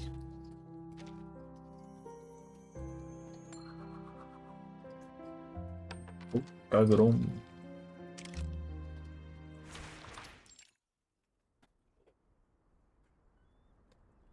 A lonely cabin stands beside a narrow, dirty river near a mint that releases small clouds of white steam. A mint. Oh, like a coin mint. Nautica. Yeah. But I mean, like, she's still kind of human-ish, right? Half human. Like, they haven't released anything that's just straight up a dog, unless you count Buddy Fairchild, but he's not even 6-star. CM didn't like pickles, you know? Like, I mean, what can you do about that, honestly? If it doesn't sell, they're not gonna make it. Oh, when you get sober by drinking more, fucking hell, bro. Yeah, that sounds about right. Goddamn Poland. Kurwa. Her trail leads her to this cabin. Her fingers trace the door's worn white paint. Knock. Hello, anyone home? The pale door doesn't move. She looks around, finding nothing but wild grass that gently sways with the breeze. Until after a wait that almost feels too long, the door creaks open by a sliver, revealing a messy-haired boy. Wait. Can I help you? Wait, you're Centurion from the TV. You got me, kid. Who else could find this place so quickly?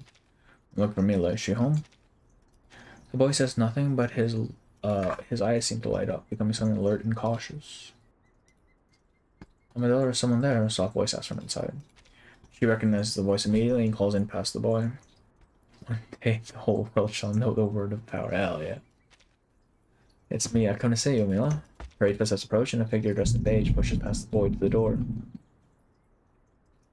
The garage closed. Is that even picking up? Oh, it definitely is. There we go. At least Pickles got Euphoria. Esmeralda will follow up with him and Calabana, so I doubt it, honestly. I think follow-up in general is just dog shit unless you're doing Nala or Liang.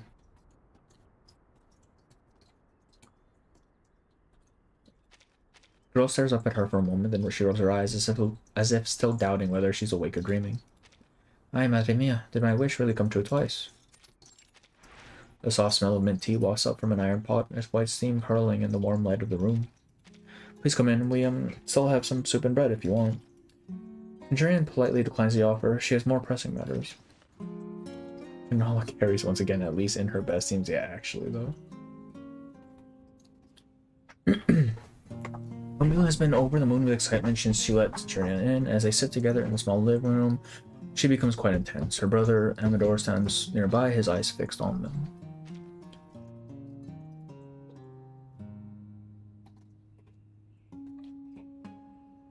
Centurion is certain these two are not the thieves. Whatever else, she trusts that Mila would not have taken the lucky coin from her willingly.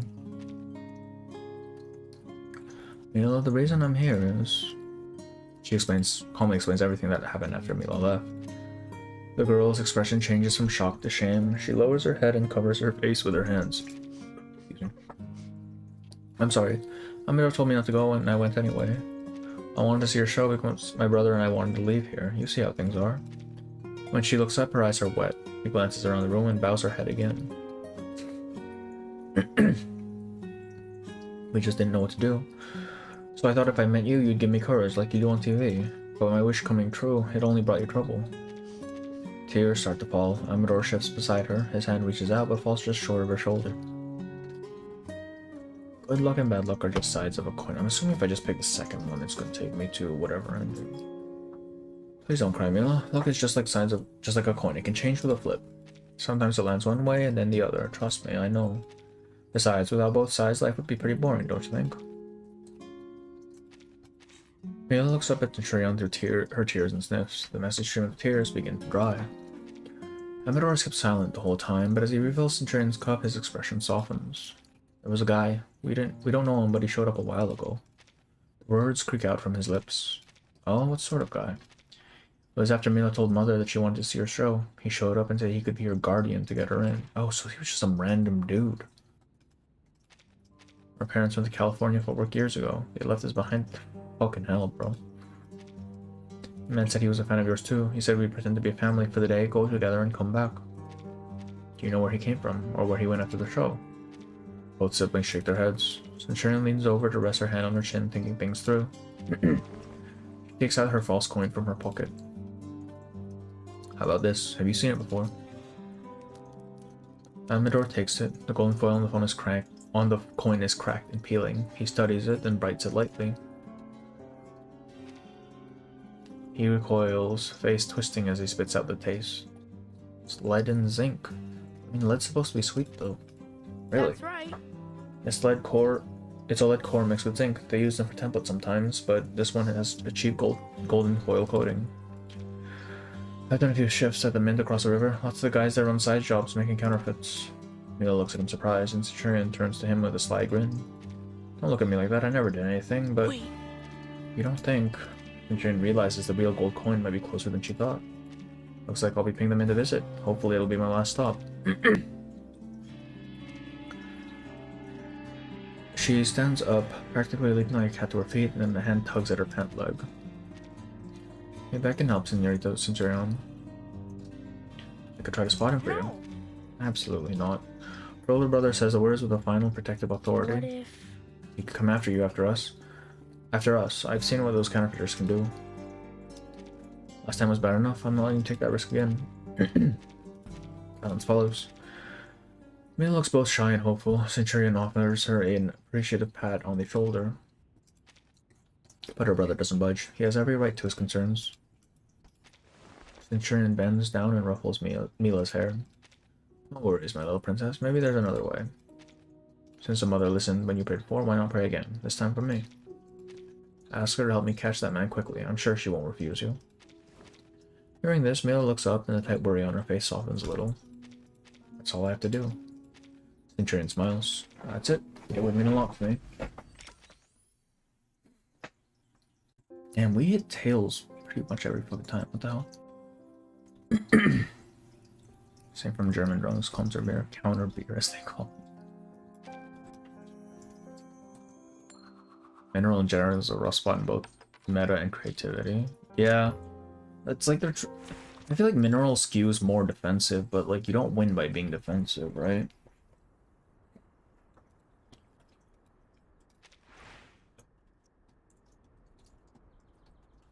Mint is a squat, pale factory standing alone by the river. She pauses at the entrance. A dark doorway opens before her, filled with mechanical sounds and hot, drifting steam.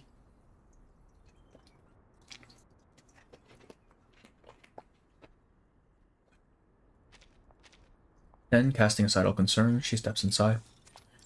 Inside the mint. Inside, rough black machines spread out like entrails. Conveyor belts move forward with a constant clank.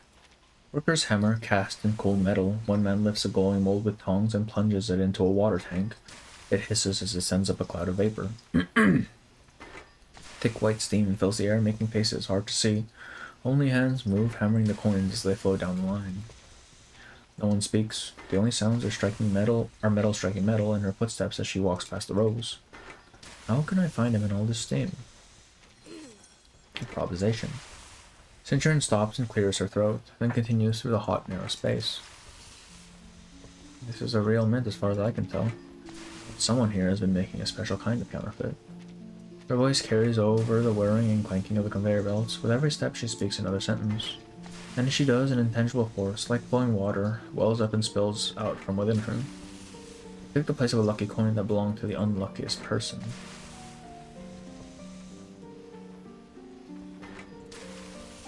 So unlucky that the charm turned into a curse. Factory steam still hangs in the air. The cat-like woman goes still, her gaze sweeping the area like a leopard in search of her prey. Bro, if this shit makes that guy unlucky, and he works at a mint like this, bro, he is getting eaten by those machines. Holy shit. That force moves through the tight air, blending with the steam, searching. However holds it carries that curse, for instance.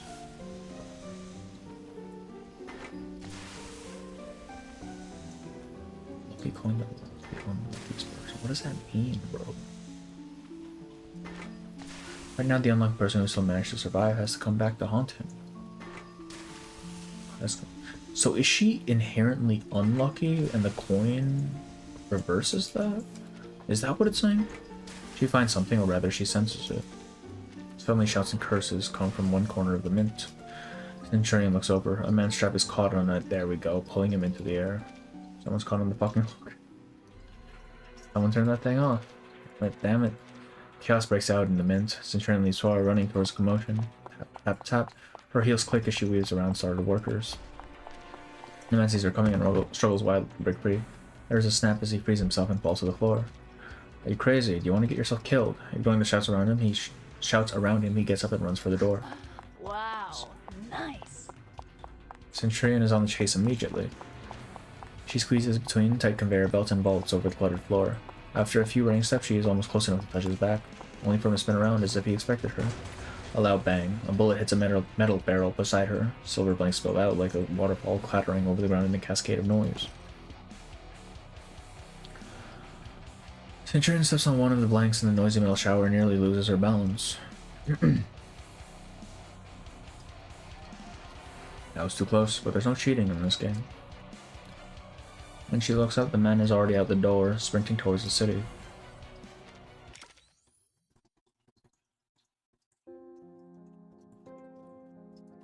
Lech Diesel, which was beer with cola. What the fuck? 3%? What do you mean, man?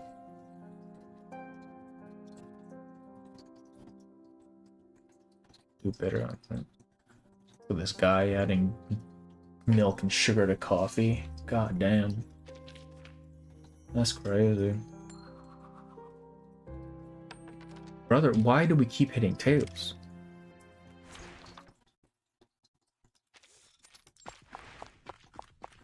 First lucky powers are complicated Centurion and Dex. I forgot about Dexter, holy shit. Yeah, from what it seems like it was inferring or implying prior, she's actually unlucky. But the coin is just hyper buffing her. Or something.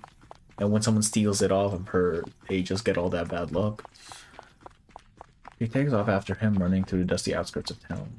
Familiar sights flash past, the narrow weeping river, the run-down pale cabin, and the distant blur of the city further on. They reach the west side. What's going on? The man pushes through crowds and slips into an alleyway. Oh look, speak of the fucking devil, it's 1.1 soundtrack. Centurion follows, breathing hard. People stop working to watch. Out of the way. He just knocked over my stand. The breaking wood and the noise and movement draw attention from all around. More residents lean out of windows to see. Someone in the crowd recognizes Centurion. She filmed me something from her show. Stop, you coin thief. Hold on, look at her. Some onlookers seem to catch an idea of what's happening. Others just enjoy the spectacle, but the tension spreads, pulling everyone in like they're a part of it. Go, Centurion, you've got this. Run, don't let him escape. Serves you right for messing with my stuff. Take that. A rotten tomato falls near the man's foot, almost hitting him. The first tomato, other things fly from the crowd. Dried corn cans, a broken bulb, more crash follows. The shit. The man ducks and dodges, messy but quick. He avoids most of it, only stumbling once on a banana peel. Their efforts are not entirely helpful. A chair with a missing leg flies past Centurion's head as she just barely manages to slide beneath it. Hey, ever heard of aiming? Not my fault, I'm no Pancho Villa. The noise grows louder. People start running behind Centurion, others shout her name. She keeps running, waving at her fans, watching from. She really just never stops performing. Thanks for the help, my dearest. The first evening light has brushed over the somber face of the mother just as Mila reaches the alley's entrance. She walks to the mural, kneels and lets the sunset fall over her. She closes her eyes and prays softly. Dear mother, please listen. I hope Senorita Centurion catches the man soon. I want to make up for what I did. Please be kind. If you help me with this, I'll do anything. Before she finishes, noises rise up behind her. Confused, Mila stands and brushes off her skirt. She turns just as the man runs straight at her. A hard force hits her neck, pushing her towards the wall. They nearly crash into the mural. The world spins, pressure tightens on her neck, something cold and hard presses against her forehead, and through the ringing in her ears, a voice she knows cuts the air. Mila, no. Mila looks up and sees Centurion, out of breath, surrounded by a gawking crowd. Centurion and the townspeople chased the man into this alley. No one knew that she was here. The miracle she has asked for came all too soon. In a panic, the man locks his arm around Mila, pressing a gun to her head as she gasps her breath. What's happening? Mila tries to fight back, baring her teeth as she tries to reach his arm. In response, he hits her head with his gun. Oh yeah, what kind of coward is a child? Hearing this, the man lifts his head. His face is tired, pale, and half wild. The face is familiar. She locks eyes with the same strange fake guardian who had accompanied Mila before. Strange fake? Fate? What's cowardly is you people coming here and taking what's ours. This is she literally did nothing. What do you mean? The crowd erupts. Someone even makes a move to rush in and attack him, but Centurion raises a hand to stop them. The fake guardian does not thank her. He pulls Mila back step by step. His whole body shakes. His eyes shine with a frantic, unnatural light. Stop pretending, Centurion. If you Furman hadn't come here and taken our jobs, we wouldn't be stuck in this dome. Damn, they took our jobs.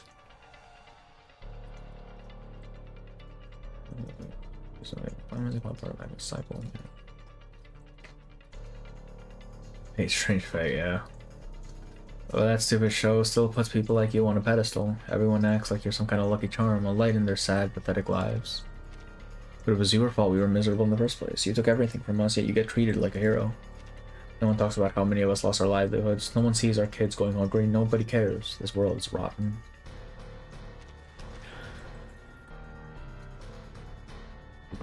The man shoves the gun into his pocket. He holds out a hand, counts on trembling fingers. Roberts, Marshall, Miller, Harrison, and so many others. I'm doing this all for them. I'm fixing things, bringing back what's fair. I'm doing what's right. His conviction is obvious, even though he's barely making sense to anyone but himself. Centurion can almost feel the gaze of the mother looking down on him with pity, though her eyes are still a blank space. The reality of the moment and the crowd's stunned silence take the fire out of his eyes, but the madness remains. He pulls a thin cord from around his neck. A golden coin dangles from it. He sees the glinting Roman officer's profile. It's a genuine coin. I know your secret, you wicked witch. All of your fame and fortune, your good luck comes from this pretty coin, doesn't it? People like you don't deserve that kind of luck. The more praise you get, the more this country rots at the root. I'm just cleaning up the mess you made, putting fortune back where it belongs.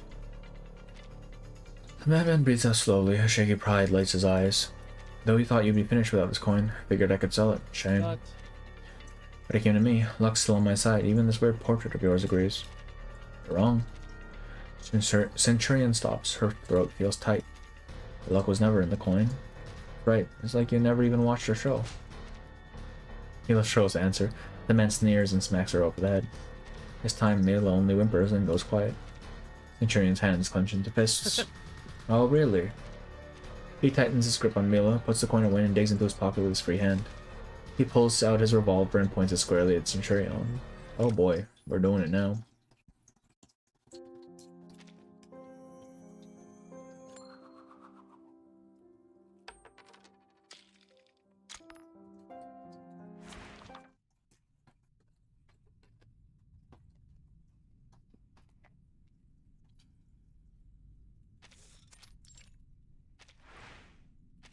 The evening light continues to wash over the west side, warming every corner it touches. Even the cold barrel of the gun pointed at Centurion's head. What if Lady Luck really is on your side? The madman grins. With one hand, he flicks open the cylinder and turns it towards her. Let's see how she holds up her end of the bargain. He licks his lips, lifts the gun, and lets the bullets fall free from the cylinder. Brass rounds tumble over the asphalt, except for one. Using his thumb, he holds it in place and pushes it back into place. I've got your lucky coin, and what have you got? A cheap replacement. Fitting, isn't it? Just like your whole ridiculous life, every bit of luck that you stole from us. He spins the cylinder again and snaps it shut with a sharp flick of his wrist. So what do you say? Do you have the guts? The dry desert air is still. Centurion looks into his eyes. She senses the gaze of every person in the street is on them now. No one shouts. No one dares move. The entire town waits silently for a moment of triumph or shame, a battle fought with a single bullet. Look at the gold coin. Her eyes linger on the coin hanging from his neck. It shines, bright and glaring, a tangible symbol of all the luck she's ever had. But she knows that even without that coin, a moment is coming. Everything comes down to this, a gamble she can't resist. Let's play your game then. I'm feeling lucky. She spares a reassuring glance at Mila. The girl's eyes are alight with fear and wonder. She is hoping Centurion will win, hoping her faith and her prayers will be enough. Let's do this. He hesitates only a second before he places the revolver against his own head, then without a blink he pulls the trigger. Click. The man laughs. The sound follows somewhere between relief and mania. He throws the gun to Centurion. It spins through the air towards her. She catches it in a single smooth motion. Your turn, witch. She lets the revolver rest in her hand, weighing what might be her final thoughts, then presses it to her own temple without hesitation. Click. The sound as dry as a desert wind. The man's lips curl into a sneer. Not so fast. This isn't over yet. The sun sinks lower, its last golden rays cutting across the alley, splitting light from shadow. All the people in the street hold their breath, eyes fixed on the two as they pass the 8-shot revolver from hand to hand. Even the shadows themselves seem to be playing a silent witness to their game of life and death. Only one sound fills the alley on repeat, clean, mechanical, and pure. Click, click, click. A soft wind stirs the awnings and window shutters. Cold, sweet beads down the man's unblemished forehead. 2 chambers left. The Queen of Escapes. What a laugh. Just as I suspected, with this coin, my luck is on my side now. The man laughs wildly as he tosses the gun to Centurion. Are we getting number 8 in this game? In this anecdote? That's crazy. And now we're going down the long. Now we're down to the long odds. You or me. That's how it's got to end. It's her turn. Centurion lifts the revolver to her head. She looks at the coin around his neck, then she looks at Mila, and a thought occurs. He'll go back on his word. Even if my brains are still in my head in a second, he'll just shoot Mila or someone else. She needs a different ending to the story. A strange feeling washes over her. The coin had been her lucky charm, but did that luck come from it or somewhere else? Thoughts rush in, dizzying. For a moment she remembers winning before. Thousands of slot machines spitting out golden tokens, the glare of casino lights, the desert sun, and the old man's face shattering in sunlight. These images blend with the coin, with a halo over the mother's head. With or without the coin. I hope this is the last round. The firing pin strikes, a bullet flies. Primal instinct kicks in. Without even a fraction of a second to spare, Centurion tilts her head, just enough for the red-hot bullet to graze her scalp and slice through a few hairs. The lead shot continues onward, striking obliquely against the wall of the alley before it ricochets beneath the hand of the saint herself. The first gasp of surprise have barely had time to register what happens before the bullet rips through the man's body. She hit him with a fucking ricochet, that's crazy.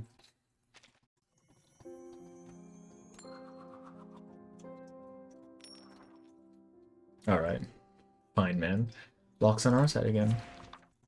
The most bullshit ever, actually. She's cheating. Coach, ref, she's cheating. Do something. It's all over. The game ends. It's hard to say whose luck prevailed, but it's easy to tell who won. Mila is safe. The police have taken the man away, and Centurion takes back her lucky coin. The police don't take long to finish their questioning. There is no lack of witnesses, but as Centurion heads for the door, she's handed a letter that Amador had left at the station. An invitation to visit before she leaves town. The outskirts fade into desert badlands, interrupted only by that narrow, babbling creek. No steam rises over the mint in the distance. Centurion takes her time, letting her hands rest and her pockets relax until she reaches the cabin door. Mila, Amador, huh? This time the door with its worn white paint is not closed shut. It swings slightly with the breeze. She peeks inside cautiously. Seeing no one, she clears her throat. Oh, just a moment. Small, quick footsteps reveal the girl's approach. You actually came. I knew you would. So that's why you didn't answer right away. The living room is in complete disorder. Clothes, books, suitcases, and beat-up furniture fill the space. It looks nothing like her first visit. Before Mila and Centurion arrived, Amador had been rushing to pack things. Sorry about the mess. Let me clear some of this. Centurion realizes he's making for a poor... Wait, what? Amador realizes he's making for a poor host. He moves a pile of clothes off the sofa so Centurion can sit. Mila pulls her down and makes a pot of mint tea.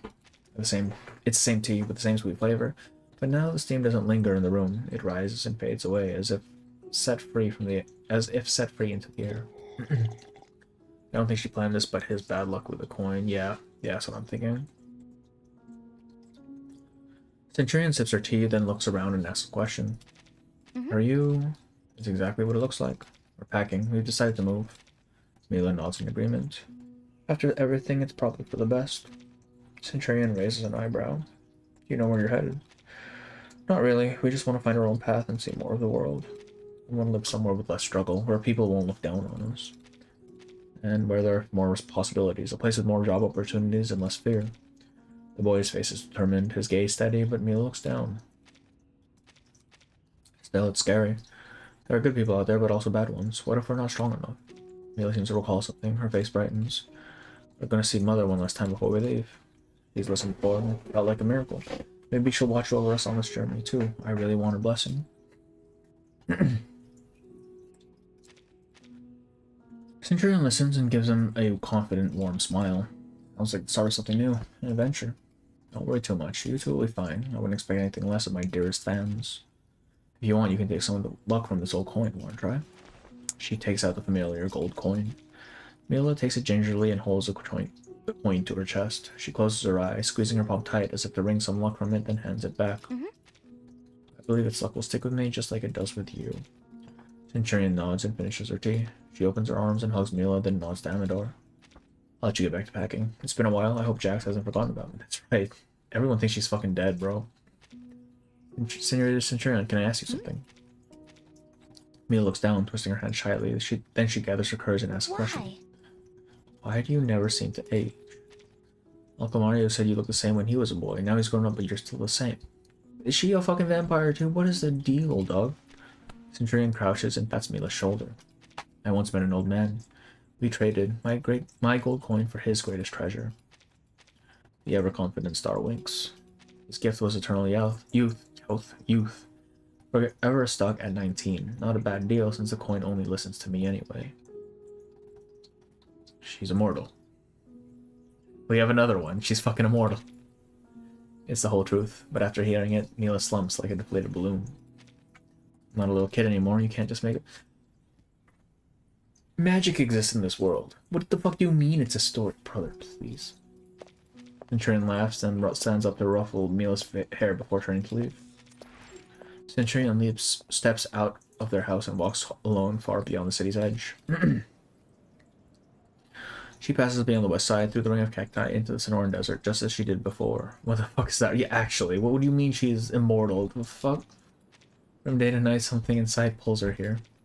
She stops and looks out at the dark horizon and the stars above. What is luck? A coin? That halo around the mural? Or something unseen and intangible? Will she ever find out? No one can answer her. Maybe no one needs to. Centurion holds the coin she has carried since birth. She feels something vast inside her, as wide as the desert around her. She stands still in the middle of the sand, feeling the enormous world turn beneath her feet. If life is a gamble, she has always bet everything she has, never once hesitating. Somehow she knows the flip of the coin will always be on her side. What else do you need? She tosses the gold coin towards the sky. If you got luck, you don't need a goddamn thing. You know what, man? It's not luck if it wins every goddamn time. You know? Hey, yo. She's actually fucking immortal. What the hell? What is that shit? Alright, let me get the other ending. I'm assuming it's only 2 endings. Yep. Oh, ending 1. That was standing 2. Well, I guess that makes sense. How do I... Can I not play through the old shit? There we go. Alright, so we skip to the choice. Bro, please. Did this one. Find something to change luck with. It's a 4-leaf clover, rabbit's foot. Press by limit and she holds up. Roll, of course, okay. Get luck. It's not enough. I picked the second one for all. I'm sure that's not enough. And luck is tough, but this one people need miracles most. Take action yourself to make her happy. She looks at the boy.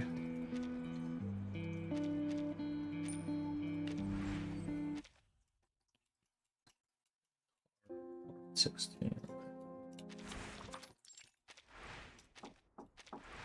Change your luck isn't a bad thing. So I made your dream too. What's wrong with that, since there's a bit of luck with that thing?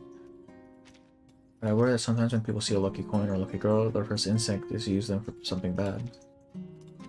Okay. Part 16. Oh, that's why her lucky number's that makes sense. Thought it was a bad trade, but if he took the potion, he would be old forever. That is true. Brother, why didn't he take that earlier? That's crazy. How many immortals does that make? Can we introduce him? We're at, what are we at? We're at 3 now? Am I missing one? I mean, I guess, Semmelweis counts, right? She's a vampire. 4. I'm assuming Voyager just can't fucking die, right? She's literally a god. So 5? 5? There's probably more than I'm not thinking of. Trust in fate. Chill runs through her. Feeling rises in her throat. Distrust in herself. Trust in fate.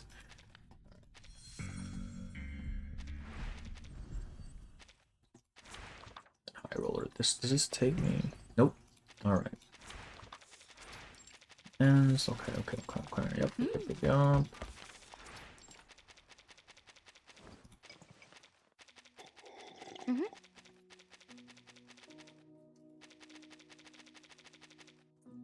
Not sound like much to you, but Mila looks up, her expression serious. This time I want to try. I want to believe we can make it because I've seen you do it. Centurion listens and gives a warm, confident smile. Sounds like the start of something new, an adventure. Don't worry too much. You're totally fine. I wouldn't expect anything less from my dearest friends. If you want, you can take some from this old coin. Want to try? She takes out the familiar gold coin. Mila takes it gingerly. Okay. Why? Don't mind her.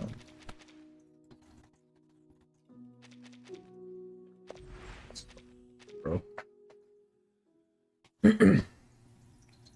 Is she immortal or just always 19? Can she die or not? Can she just not die of old age or what? So I'm assuming if she's forever 19, old age probably doesn't kill her, right? And she can't die to a fucking accident or disease because she's too lucky for that. I think she just cannot die.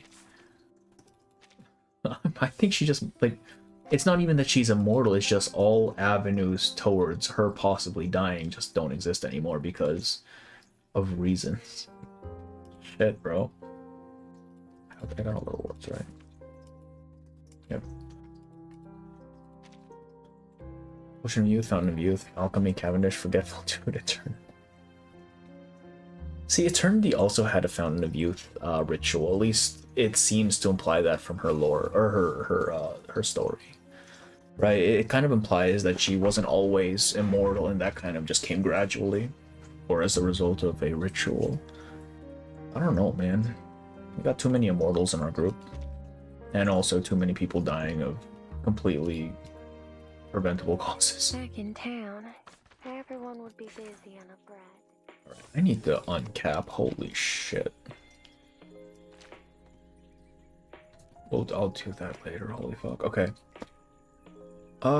When does what's her counterpoint of life and death? When does it go away? 7 days. I got a week to do this. Let me see.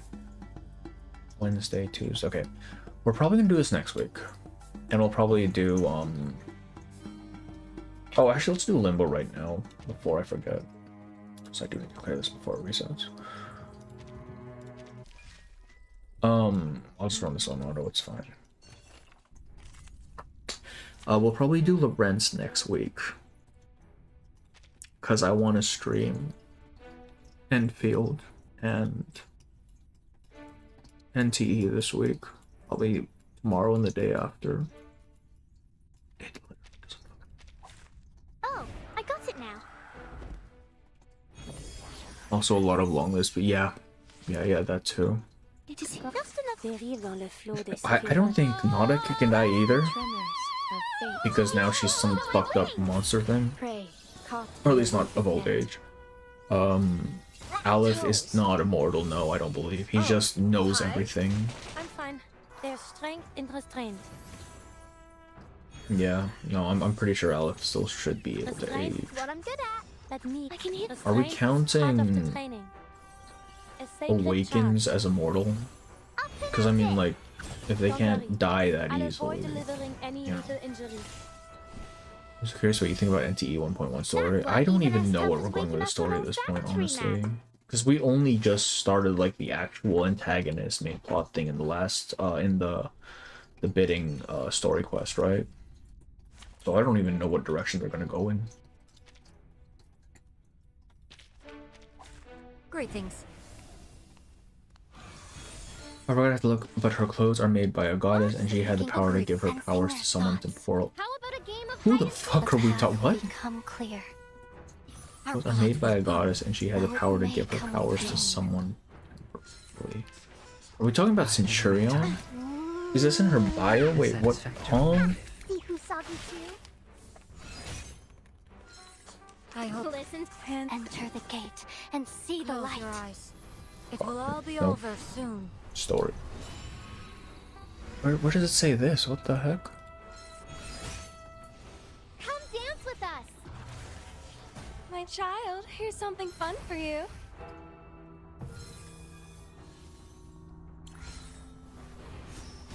That's Las Vegas, blah blah blah. Once shattered, now remain.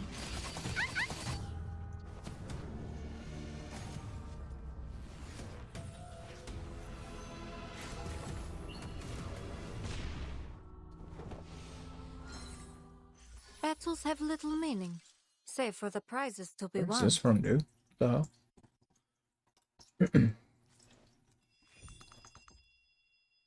Oh, Eternity. Eternity Lord. Wait, I don't remember that from Eternity's Lord. What the fuck? Hang on, let me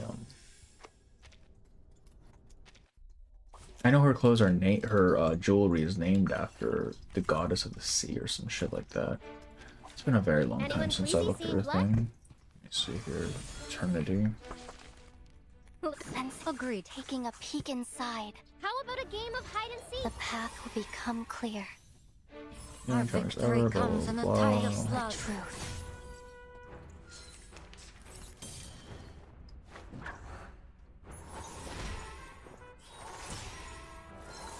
I hope and Enter the gate and see the light. it will all be over soon.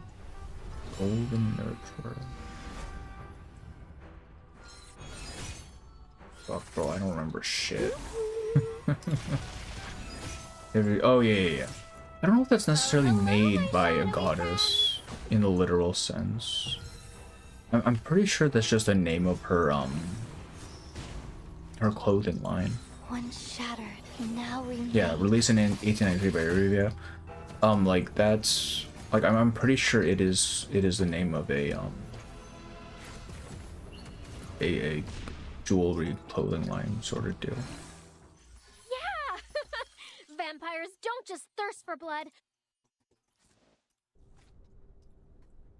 But yeah, there was a part of the story talking about how when they busted down her door, all they found was like a magic circle made out of blood. And that's probably when she became properly immortal. Powers are similar to Eternity. To the goddess? Because I remember looking her up and there was very little I could actually find on her. Did I spell that right? Yes, I did. Peace and quiet. Yeah, relatively minor deity.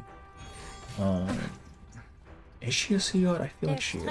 It's been so long since I made that video. I'm fine. Heart of Flint with the daughter of Pontus and Gaia. I can hear the nuit dérive dans le flot des séphirotes. Up and at it! It's out with you! Oh, there's also a daughter of Thespius. A necessary counterattack.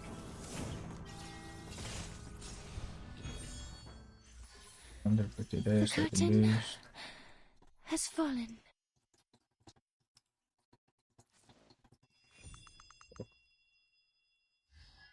Has fallen.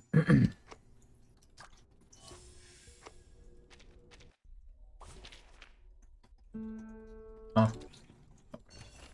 Just lagging a bit. Many streams are converging in this place. Did you mention Anjanala of the... Oh, right. Yeah, I don't know if... Yeah, Long Live makes more sense. I don't know if she's necessarily immortal. Because succubi are just arcane beasts, as far as I can tell. Ju, right? Ju might be considered, at the very least, long-lived. I don't know if she properly got immortality the same way what are they called? I was gonna say Lanju, but that's not right. It is here. What the fuck are the... Lushu, there we go. Peace and quiet. Ryan Gatian, yeah. It's out with you!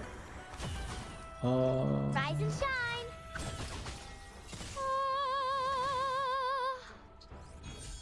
The 2 was... Yes, I did. A sacred charge. 1.3 was...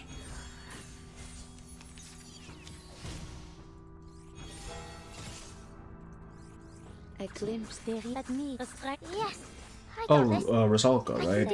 Yenisei and Blondo and Bila are probably long-lived as well. 1.8. I don't remember what the was 1.8. 1.8 was Ryashki. 1.7 was Vienna. 1.8 was Ryashki. 1.9 was Vienna again.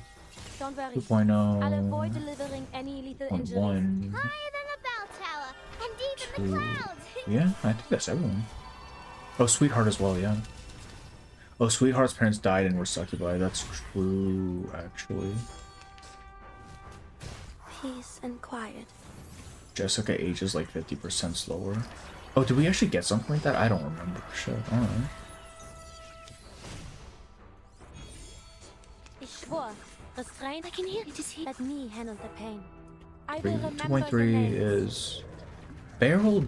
Does Beryl age? I don't remember if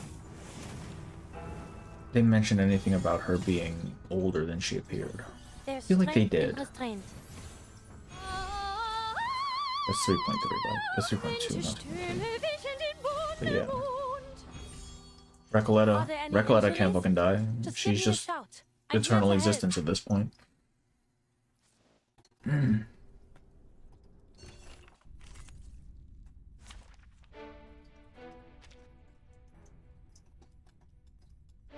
not using the Heron team, it's probably faster.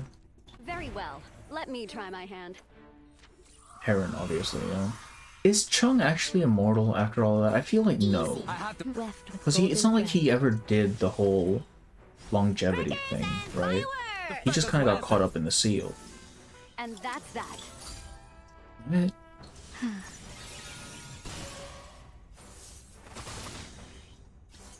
Like, he didn't go through the entire process. He literally just got caught up in the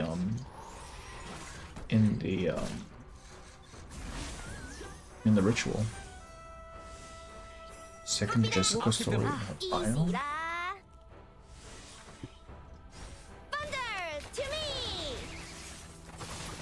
There's a needle beneath this silk. Go. 天道必反，其势好还。Thunder Talisman, scientific version. Intuition is succeeded, physical condition is good, physical intelligence of the changeling. That does not sound very intelligent.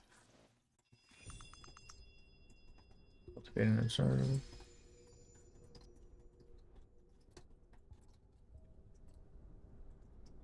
Apparently slow going lies to really more that of the units. Oh, I see.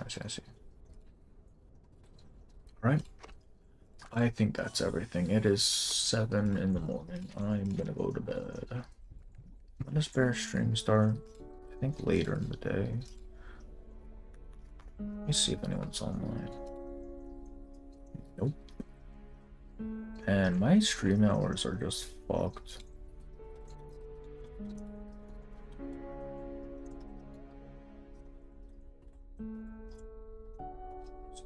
And today? Okay. Okay. We're gonna call it here because I need to go to bed. We'll do what's her name? Lorenz's story next week before it goes away. And then probably tomorrow's gonna be NTE, day after is going to be Enfield. Yeah, also a video is gonna be coming out sometime this week, certainly, because I'm almost done editing it. It's not reverse, so it'll probably flop, that's fine. I spent way too much time on that thing, I'm gonna be so real with you. But, which was probably a miscalculation on my part. It's fine. I wanted to make that video. Yeah, thank you guys for coming in. I am gonna go to bed. Thank you. Okay, bye.